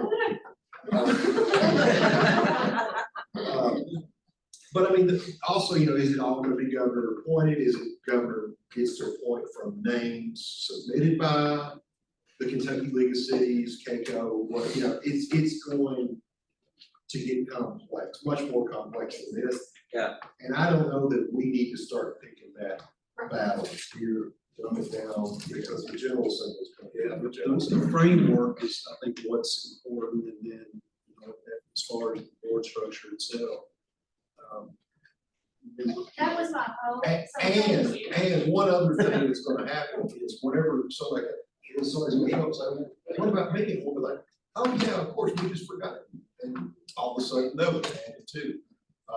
So just, So I would like to give a size on it because, as you all know, we've been members of boards. When boards get too large, you can't get anything done, right? So I would like to have a recommendation of a size, maybe a size range limit, and then it goes to your all's job to figure out the nitty-gritty. But Representative, I would truly appreciate your comments because I really didn't want to get into the weeds and just wanted the framework and then let you all and the stakeholders really start working it out. How it's going forward. I think you're correct. 15 members is a manageable size. They can always set up working committees among the board and bring in consultants. I think if you're longer than that, then you can't get it done. And in line with Representative Reed's thoughts too, that I'm sitting here thinking the buzzwords agency, the buzzwords commission, is that compatible with our office, technically, that language? And, you know, if there would be an ex officio status, or should we make sure that we reconcile the ability for the legislature to serve on this in some capacity that would not be in conflict with our elected state office? And we just need to reconcile that. I mean, I think that we could do that. Make sure if there's anybody you want ex officio or anything like that, you might want to advise accordingly. one other thing that, and it may be in this whole, I can't say it again, so I'm gonna go ahead and say it. It's a budget year. It's going to require appropriation. Oh, let's go ahead and tackle that. Because Is that the next slide? No, well, no, before you leave, in the straw man, I had a floor of 1 million. only because, I kind of know what staffing can be done at that level, but also like if they needed a contract with the entity to do work, what you can do. So I was proposing a floor and maybe a range, but that's gonna then go to you all. When it comes down to. So we had already entered into talks with the UK about hosting this entity. And, those talks were never finalized, but the immediate response was that they were very receptive to that. And to me, it makes perfect sense for it to be there. So that aspect of it, that would be a great starting point that were to happen. And then just build it on that, is have a little home for it, and basically just build the structure from there. So this gets into, thank you for bringing up location. The straw man, we had it administratively attached to economic development just because it was so, economic development was so important. That said, an academic organization could be. I think considering the scope of what we're trying to cover, I think the university would be the better choice. What about thoughts? Thoughts on where it should go? Economic development's great, I appreciate what you do with them, but what I've found in whether it's budget or any other capacity is they silo information. It's really hard to get information either on the budget side or what's going on, and I think we've got to be very open and forthcoming, and I think the university, certainly is on the cutting edge of a lot of energy related things, and we know what they're doing. So I think there's an accountability component that's accessible there for us. Great. And I think it provides a permanent physical location that can be associated with Kentucky's efforts to promote it. You gotta have a clearinghouse, you gotta have a physical clearinghouse. With the experience in accessing federal money. Or what, or whatever. But I think as far as the budget goes, there's gotta be an ask. I mean, there's gotta be an ask at some point, in the governor's budget or our budget. I mean, we've got to come up with an ask, and I think there's gotta be an ask fairly quickly. Rodney, since it's gonna be you, what would this organization like this need? I learned not to do budgets in my head a long time ago. Well, thinking about, we're gonna have to get a ballpark. So we could set up a meeting, maybe get Dr. Capalugo involved and get some kind of figure before the next meeting to make it, because we're gonna need to have some numbers behind the ask to justify what we're asking for. And if that's what we're looking at, is it being there, it probably needs to come from them, because they're gonna have some idea as far as staffing and facilities wise, what it's going to take. Just put it in the performance-based model. So, Ron, we had envisioned the executive director and then 2 additional staff. Yeah. That's just to get started. I think that is about right to get started. I will start working with that, and we can begin talking about budget then. Anything else, Representative? No, I'm going to That include the cost of an economic study. So we're getting there. Also, we do realize, it would not be, there was some lobbying language in the straw man that will be taken out, as we noted with the state appropriations and lobbying. On that note, the Virginia model, they had an entity that was connected but also separate, where private funds could be raised for the purpose of lobbying. So I wanted to, this is a good point. So as you recall in the straw man, there was a very lengthy list of duties, right? Acquire property, enter into contracts. Executive Director Brigwell made a comment. She said, well, these feel a lot like bylaws. So I think a lot of those activities were things that would lend themselves when the organization, Dr. Andrews, would work and the board work to develop the bylaws and activities. So I just wanted to make that clarification that we may not have to spell out each and everything that they can do, except they do need to be able to have a place, staff, and engage in contracting. But to your point, Corey, that's why I think Dr. Andrews was concerned about some of the industry consortiums. And they should be able to accept private funding, and the university would provide that kind of avenue where private funding can be leveraged to support the board in addition to the state funding. If I understood a lot of those comments correctly. Yeah, and we can get through the research foundation, we can accept funds from different sources. It's not, if it ever got to the point where that started being kind of an arrangement, obviously, hopefully everything would be going so well that that would be worth dealing with down the road. All right, so Dr. Andrews, my ask for you is you'll get me for the report some ballpark numbers. We can report as a recommendation on like a floor kind of minimum budgetary request we would need for that. Got it.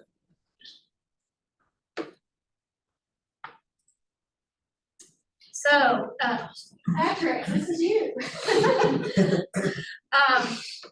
So we're also asked to look at maybe duties of the permanent organization, things that they can do. We can expand this. I am choosing to be very simple at first, and then we can get more complicated. The straw man was very, very, very, very, very detailed. We've taken it up a notch and just said very broadly, you know, adopt your bylaws and regulations. Patrick, to some point, you know, we need a nuclear development strategic plan for carrying out the purpose. This goes back to a lot of comments. There were a lot of comments supportive of this group doing a nuclear energy economic impact analysis for the Commonwealth. Is it feasible to do that annually? Well, that's why it's a concept. So should it be every other year or once every 3 years? Thoughts on just where we are with duties and taking it up a level rather than being very, very, very, very specific? Because some of that will be in the bylaws that the organization develops. And it may be that some of the activities that are most pressing, like you said, because that's where we're starting, and you know, like a basic education of public plan, overall plan, because everybody agrees that that's crucial at this point, and that needs to be a priority. I have a question to throw out to the group. And so as we look at this organization, is this a get started organization with a sunset date that turns into something else? Or is this a permanent organization that stays in perpetuity? I guess if you want to call it that. You know, it's permanent, drive but it will evolve. You know, when we get to a point that we have a thriving nuclear economy in the Commonwealth, I think the role will change and the priorities will change. But you know, right now, people are going to be looking at this, and I think the industry looking to come to the Commonwealth, this is what they're going to look at. And so this is going to be a clear picture of where we're headed right now and what our priorities are. But I think that would change. Thoughts on that? I mean, I do think we're a ways off before. I think it has to get started, but I do think there is. There needs to be some kind of annual planning process as the needs change to be able to change the role of the group. Otherwise, you know, my fear would be that it gets hemmed in and somebody says time to sunset and, So, you know, an annual strategic plan, Carl? Yeah, I think that would be either annual or, every 2-year plan to, what they're gonna accomplish. Probably, as slow as all this process is, maybe every 5 years, Okay. maybe. They're gonna have, this group is gonna have them plate full, especially the first few years. I think you don't necessarily want a strategic plan that can change every year, but what you're getting at, Carl, is there needs to be an annual work plan. Correct. Okay. That is presented to the board of here's what we're going to do in the coming. Priorities. Yeah, correct. You're right, Mark. So we're gonna maybe a 4 to 5 year strategic plan, but an annual work plan that will go before the board.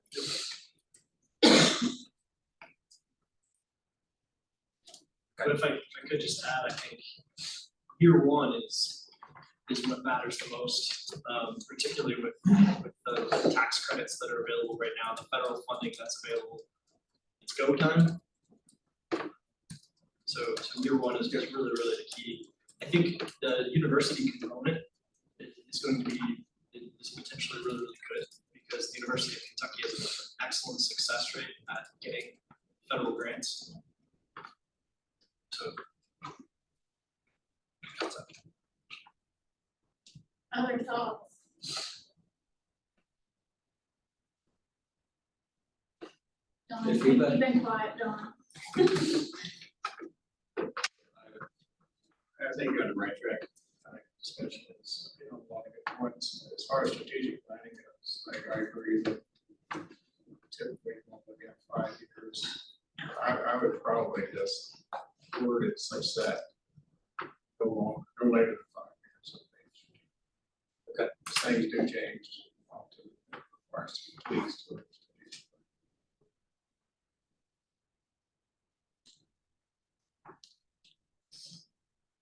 Anything else? I know Rodney's the best expert in the room on this, but it would be great if any state funds that are being used for this or any private funds from someone like me putting into supporting the group could all be used as cost share towards those federal grants that are out there. And so I don't see anything that would prohibit that, but that would be something to keep in mind. With this hybrid structure, we gotta be careful not to actually put that into legislation. Not put those words on there. Yeah, because then you're stuck if you don't get a dollar. If it's encouraged to be more things like that, but don't make it a hard requirement or you're stuck because it'll take you 2 years. So you can't extend it. Yeah, I didn't make it contingent on federal grant. I just meant let's structure it in a way that this group is primed and ready to receive federal awards. And put it sort of as a cost sharing. Yeah, exactly. If you provide the 20% or whatever towards the program, because all these people's time could be pledged towards a federal award. And so if hypothetically this is $1 million a year, if played right, this could be $5 million a year using 80% federal funding. That's very, very possible. Other thoughts before we break for lunch? Carol, where is lunch? So if we just go straight on the store, there's a table and everyone is just. So we have box lunches. For those online, we'll take. Sorry. Please go have your lunch online. So we have box lunches out to the side. You can come back in here. Drinks are available in the cafeteria. There's bottled water out there if you want something different. It's in the cafeteria. I can make sure you get back in. Need some bottled water, but let's. There's soft drink. Yes, there's also. There it is, but it's temperamental, so good luck.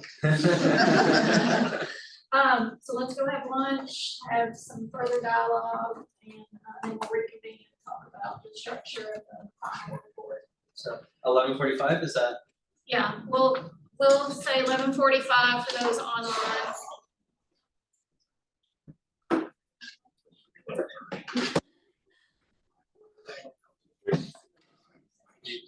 I was like, that usually is me.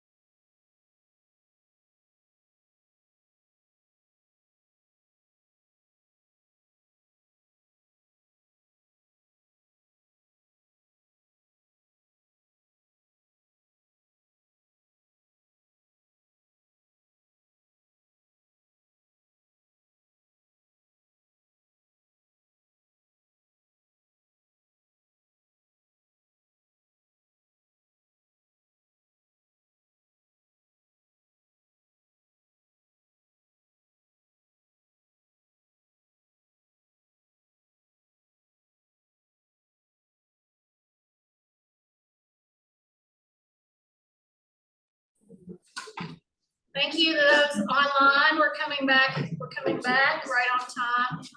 I think we're gonna get out a little early, but then again, we spent an hour and a half on one slide at the beginning, so I'm not gonna jinx myself with that, but I think we're into a phase where I think we can wrap up on a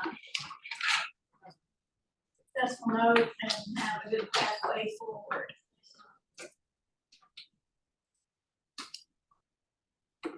Oh, no. All right, so where we are right now, Victor has helped with this. This is sort of what we've envisioned based on comments and resolution on how this report might be structured. For section 1 would be an overview of the work group members and our directives. As you recall, we did have a work group position statement that was very much driven by Senator Carroll's comments and Senator Webb about, and representatives, about the role nuclear could play as being additive and not diminishing and competing with our fossil assets. So it's very much a additive statement as far as in all of the above.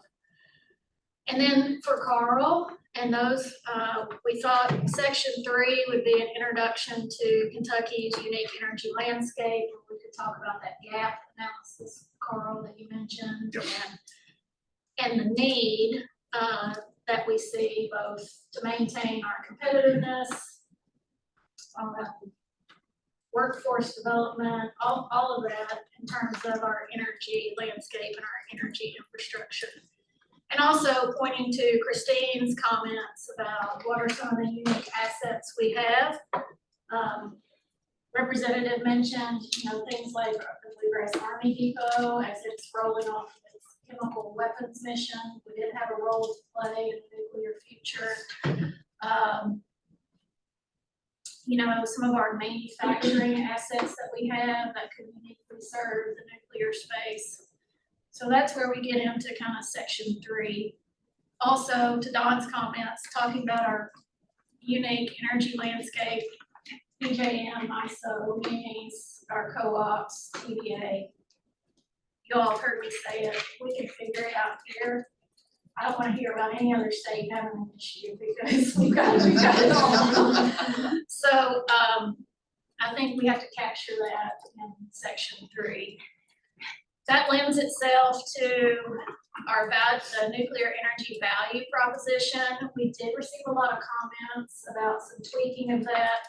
That value proposition was almost verbatim lifted from the DOE liftoff report, but I think we received some very good comments about how we can streamline that a bit and clarify some of the concepts in that value proposition. Section 5 was really, I really appreciate Duke Energy's comments. This would be defining what we mean when we say a nuclear energy ecosystem, and that goes to Corey, the concept around this entire spectrum, from manufacturing to fuel to reactor siting, and that would play also on the economic development potential. We've got value proposition twice, Victor, so we're gonna have to, I didn't catch that, so. Section 6 will actually be section 7. So this is kind of our work group consensus statement on how we were approaching nuclear energy development. A lot of comments there. We heard you. We'll incorporate those in the language and see if we can work on that. And then the bulk of the report is actually section 8, where we're really going to talk about, you all have seen these reports before. It's not going to be we met here and did this and here are the slides. But it's really going to talk about this robust discussion that we've had over three meetings, potentially 4. We're not going to linger on barriers because from the very first meeting, we talked about a lot of the barriers are already very well documented And we really didn't identify any new barriers that were specific to Kentucky. We were just in agreement that of the barriers that have already been documented, we agree and we prioritize the ones based on interviews with Victor. And then it's really breaking down to what Dr. Andrews had commented on, looking at those opportunities that came from our discussions and comments and organizing them in a way to where we can talk about near term, long term, Dr. Andrews' trigger event kind of action items, and then go into the specific recommendations for the Nuclear Energy Development Commission Authority. We are gonna exercise on the name. I don't particularly like the connotations associated with a commission, but I'm open to suggestions on what to call the permanent body. Commission, in my mind, denotes commissioners in a regulatory role, so I'd like to steer away from the use of that word, but. Just take commission out. Yeah, I mean, we originally had it as an authority, but I'm open to other suggestions, what we want to call it in the final report. You can feel free to email Victor and myself if you come up with a great name. But we do need to consistently refer to it as one thing in the final report. In that recommendations section, to get to Chris Nolan and our comments, we'll talk about mission statement, short and long-term goals, duties, things we've talked about today, and we'll refine that in that section. And then section 9 will be the framework, and that's what we talked about before lunch. We'll talk about executive director, board structure. We'll give a little bit more meat to, I'm gonna say it like the board structure, maybe in terms of terms and rotations, but not too in depth because to Senator Webb's point and Representative Rudy, a lot of this will have to be decided when you guys go to work in the legislature to craft this. So that's where we're at with the report. Now's your time to comment on, does this make sense? Do you need any more details on specific sections? For the legislators in the room, is this kind of what you're looking for when this report comes out of the work group? I'm gonna stop talking now.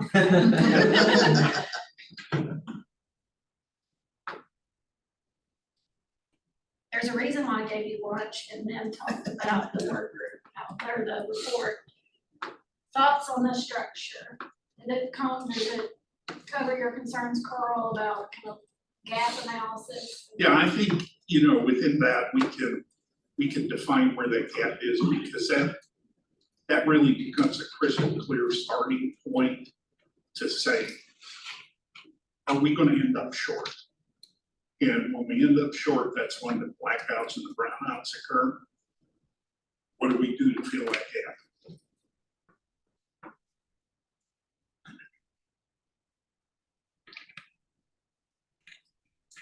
You all are really scared me now. Any other thoughts? One note.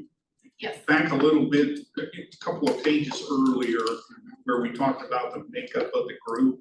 So we had, manufacturer, all those in there. The one that me and Mike have kind of been chatting about here a little bit is ratepayers. And somewhere maybe they could be embedded in one of, those areas, or maybe they need to be their own separate group at some point, but ratepayers in general. So we got industrial, commercial, residential, all kinds of people, everybody is a ratepayer.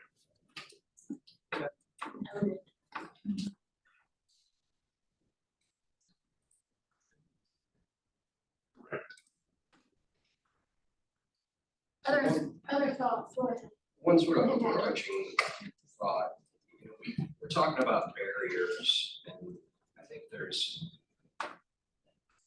when you think about a barrier, you think about something that prevents you from moving forward.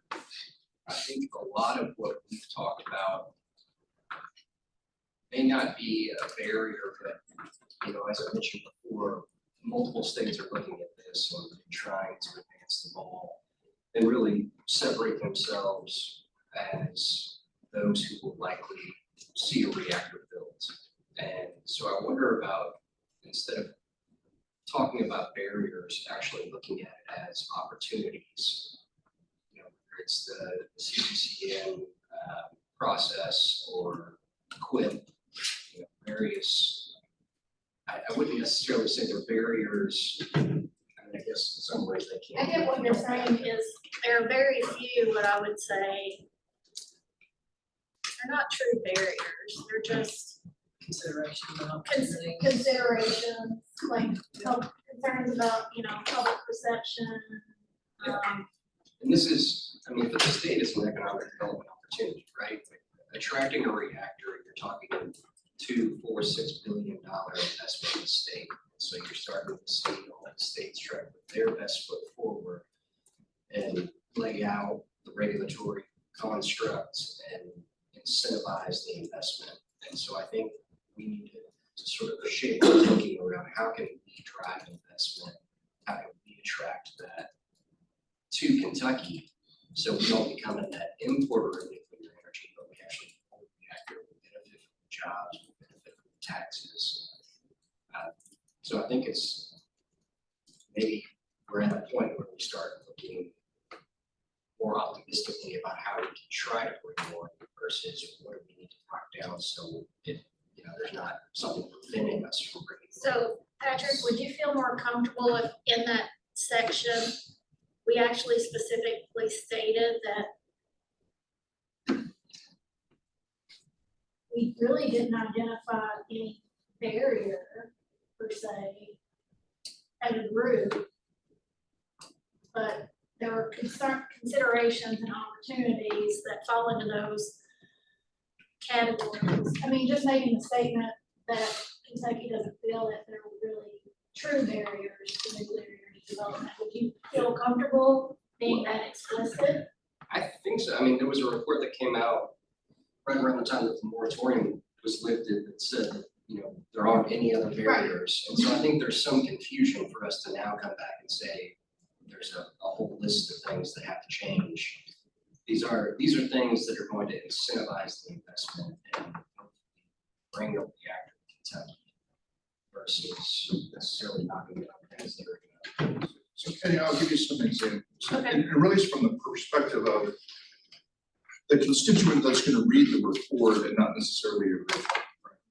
So if the authority for issuing a CPCN is based on least cost, that's a barrier, right? Because nuclear plants likely won't be least cost.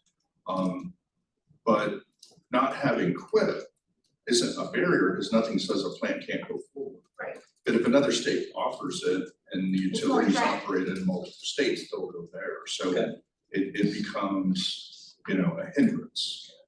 And so when we talk about presenting the information, there's some things that are barriers, i.e. you can't split the way.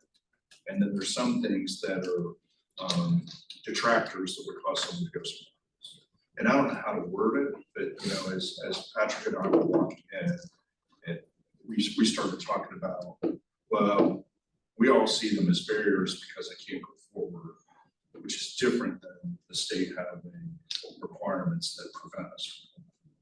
Right, and I think. I don't know how to word it. No, but it's just- I like that word detractors. I like a concept of explicitly stating that there's nothing to prevent it from moving forward in the state. But that said, the pathway is not easy. If there's a way to phrase it like that. What if you just did a statement from the working group on recommended investments? Okay. From the legislative side, so when our people are looking at this, where as a group, that there are recommendations on where we need to invest as a state, not to, I guess, to overcome those barriers that you're talking about. I think. So it'll help us set priorities on whatever appropriations we make, where those funds need to go. And I think that goes to, if we provide the right language in the opportunities section in the near term, Senator Carroll, I think given what we talked about in near term goals, Patrick, your suggestion of moving QUIP and some others in the near term, I think the early site permitting, K-12 education, I think you'll see those opportunities that you can use as a jumping off point to then engage the legislature can engage on those. No, and notwithstanding what you said about barrier time, which, you know, I think that has some credence, but we also, this is a report of this committee. Yes. And we've got to acknowledge the reality of what we did and what the recommendations are gonna show. And to show our colleagues who authorized this, that we did look at everything that affects every geographic area, every demographic. And what's important to me is there's parity in the process, so there's parity for opportunity. And we need to, you know, we can't sweep the reality over here. We've got to acknowledge the reality, say it's doable, and try to go forward. But I mean, this is a report on what we have done, and that is a huge part of what we've done. And we, in some states, parts of the states more than others, we've already been through all that. There are concerns, there are issues, and when we get this report to go for a budget ask, Stan's right, we've got to show our colleagues that we've talked about this is what we think, and this is how we're gonna go about change. And I also want to be very open too with, we are people who have a background in nuclear various ways. Some are new to it, but some bring perspectives to it. And yet, over 3 meetings, we have struggled. I mean, not, I mean, struggle is not the right word, but it's been very robust discussions that have spun the gamut from, you know, very broad topics to we're getting in the weeds. So I think that kind of, not struggle is not the word, but the robustness of our activity has to be shown in the report that we really are talking about all parts of the state and all aspects of this to Kentucky. Is that kind of? And bring in, you know, parity for opportunity. We've got a lot of competing interests here. That's just the bottom line. You know, we'll deal with that some in the legislature. We deal with it all the time. But I think it's important for the consumers out there to know that we're looking at ways to help them and not create a niche for just one entity or one form, and we're gonna try to make a policy that provides security and cost relief and safety for everybody. And we're just gonna, that's why I'm here. Sorry. Okay. Mike, and then I'm gonna. Oh, I'm sorry, I was just gonna make a few comments, some of them are random. In terms of states and competing to get that first reactors, a lot of states are out of it right off the bat. The deregulated states will not see reactors built unless a merchant generator wants to do that, or there's a change in law. Ohio, for example, Pennsylvania. Number two, the CPCN statute, it doesn't say least cost in the statute, but lowest and best cost as a phrase that kind of encapsulates things. I want to, in order to make your life even more difficult, your RPM, their FRR with it, so that even makes it more difficult to join. It's not insurmountable, but it's an issue. The last thing that I do want to say is there's been a lot of talk about economic development, supply chain, et cetera. If this is done poorly, a nuclear power plant could be an albatross around the state's neck with a global, be an economic anti-development.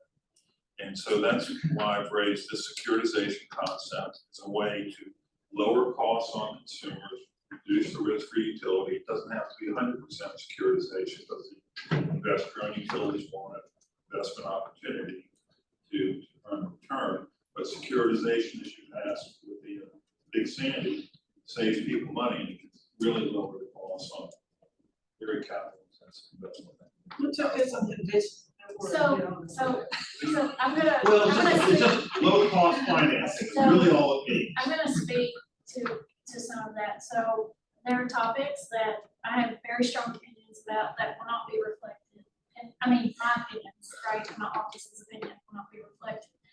I think there are topics like securitization, WIP, there are topics that we need to raise that we've discussed, right? But those topics will ultimately be vetted in another forum outside of this work group, right? We're not gonna come to consensus on securitization in this report. However, it is a topic like that we have to raise because we discussed it, but we also have to raise it in the context that stakeholders will have to come together in another forum to determine if securitization is the right pathway forward for the state of Kentucky. So I just want to be very clear that we will address all the topics we've talked about in a way that allows discussions to continue forward. Does that make sense? Because some of these topics are not going to be decided here or even decided in the permanent authority. But those are topics that the permanent authority will need to work on and work with the legislature on as we continue to move forward. We will give voice to those topics, but in a way that shows that it's not decided, right? Those are just opportunities for us to engage in a robust conversation around, do we have a pathway for example, securitization? Kenya, the audience for this report is going to primarily be folks who are interested, industry folks in the legislature. How do you feel about adding a section that says, these are the things that Kentucky is willing to offer to make us more competitive, since we are competing with other states for the first round for the funding? Would it be, you know how we made the film industry more attractive, how we did economic development? Would that be a section that we could put in there that says, we are Kentucky's thinking or is willing to consider the following if we want to win? I'm not comfortable with that given our scope in it, but I know where I think it could come into is under work group activity. I think we could have under opportunities, you know, an attractive atmosphere for nuclear development could include, you know, and some wording around examples of what other states have done, give some examples without saying we'll do it. Yeah. And without giving any judgment to those activities, because knowing that a lot of those topics still require stakeholder engagement outside of this work. But I do agree we can want to make it as attractive, we want to make Kentucky as attractive as competing with other states, and money flows to the path of least resistance. So if we can include that, that'd be great. And I just want to acknowledge that some parts of this report, I think you've tried to address some of this in the outline. Some parts of this report, we need to probably acknowledge that there are issues that run across the board, not just nuclear, workforce development, for example, or economic development, or barriers, or safety, or some of the other issues that have come up across the board. Then there are others that are unique to nuclear. And I think it would balance the report if we make sure that electricity generation technology agnostic approach is where we cover the whole energy landscape and the pros and cons of each one. And then pull out the things that are distinctive to this industry as we go through these sections. So like, if I can kind of rephrase that. So for example, like on workforce, like we know because of the chamber's work and others, you know, that we have a need for trades and workforce development, we have some gaps. That's not anything specific to nuclear, but nuclear also has the same struggles that we've identified. Is that kind of what you're getting out, some of those topics? Yeah, because I just want to make sure we're acknowledging this isn't just a nuclear group to push nuclear, but some of these problems are endemic to several sectors of the energy production. And so and the nuclear just highlights nuclear and other. Okay. Penny, I had an idea building on a couple of the other comments. I don't know. Oh, yeah, sorry, we're getting to the yes, all right, online, it's your turn. Oh, thanks. I had, I guess, a question and a comment. The question is, it looks like there's value proposition twice. Is that? That's a mistake, Judy, we're gonna take that out, it should only be there once. Got it. Okay. And then, I'm wondering if a way to get at this desire to get into specific policies that Kentucky might or might not do without actually specifying them is to describe the context that we're in, which is that this is a very exciting opportunity that a lot of states are interested in. There are a lot of federal incentives and funding available. There's a lot of policies that other states are considering, and that this is a long-term project, but that in the beginning you do want to, it's a bit of a race, and that you do want to get your act together as soon as possible to try to take advantage of the opportunities and eliminate the barriers. So maybe that would sort of give that little bit of push. That's the will of this group without going specific on any particular ones. I like that approach. What does the group feel about a section where we're giving voice to, I'm gonna say it, the times we're in, right, with nuclear, and how we're at a pivotal junction, how it's actually the second nuclear renaissance, and if we don't get it right this time, we're not gonna get it right. And talking about policy movements in other states, giving voice to that. I think coming from a group of experts like has been gathered throughout this process as far as the legislature, that would kind of drive it home as to the sense of urgency to help move this forward. So I think that's excellent.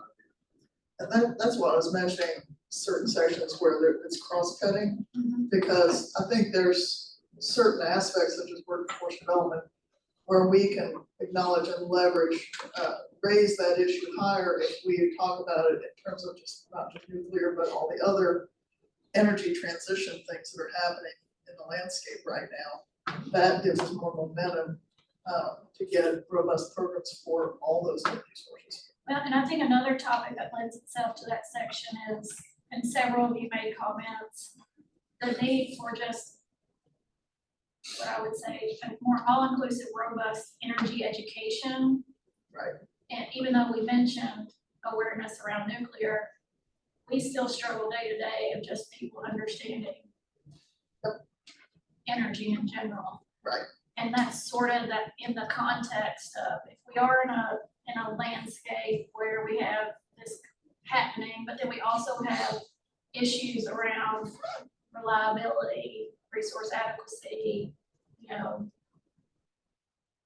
things that are coloring all of that, but that goes to that urgency and cross-cutting. The shift isn't happening just because of nuclear opportunities, it's happening in many ways. And so the more we can prioritize where are the areas that there's a need in more than one sector, that helps us move that work quicker. So we're in agreement maybe to add a section that's around context and where we are in this time and space. And you have some of that in there, the agnostic approach. Would that be section 3? Well, section 3 is us in Kentucky, so that's more getting to kind of what Carl was talking about, some of this gap, and what Christine was talking about, our unique assets that we have here, that Christine was talking about. So I do think it's a separate section, but we can talk to Judy about that. We'll have lots of conversations. I was just gonna say, in the next comment section, of the introduction, just kind of to lay out. Yeah. Just like to see. Anything else?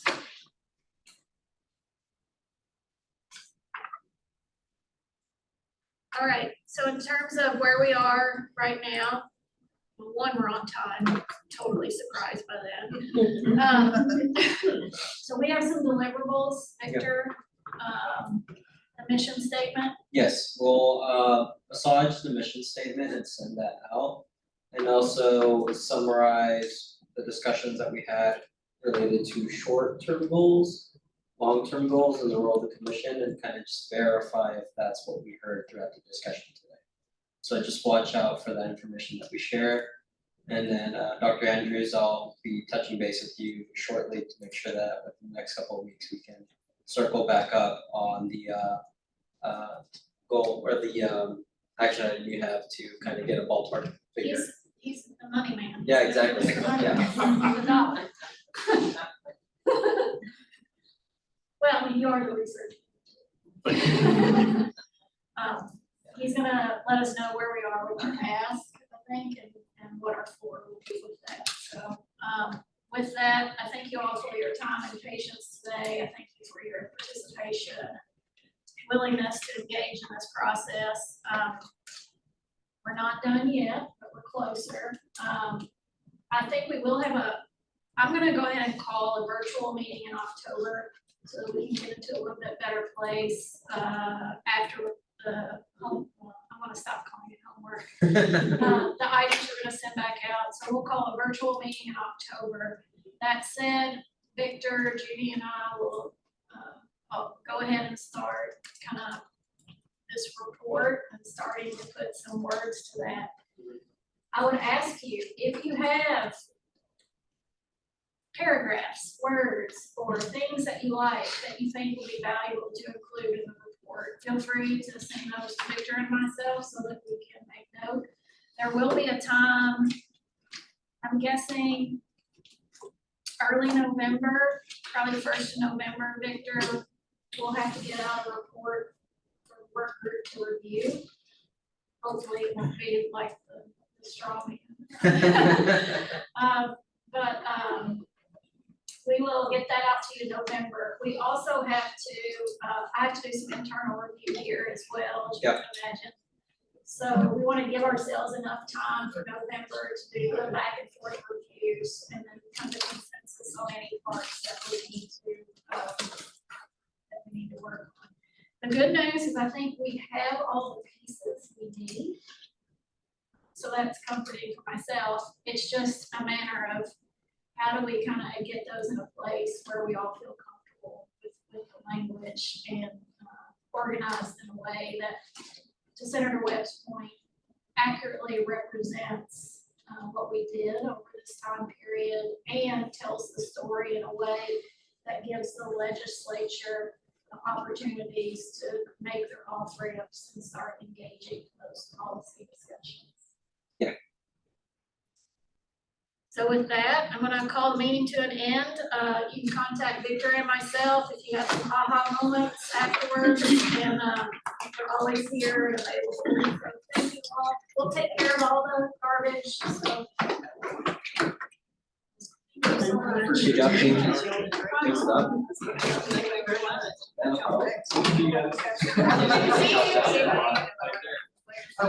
You wish Charlotte happy birthday yet? Yeah. Okay.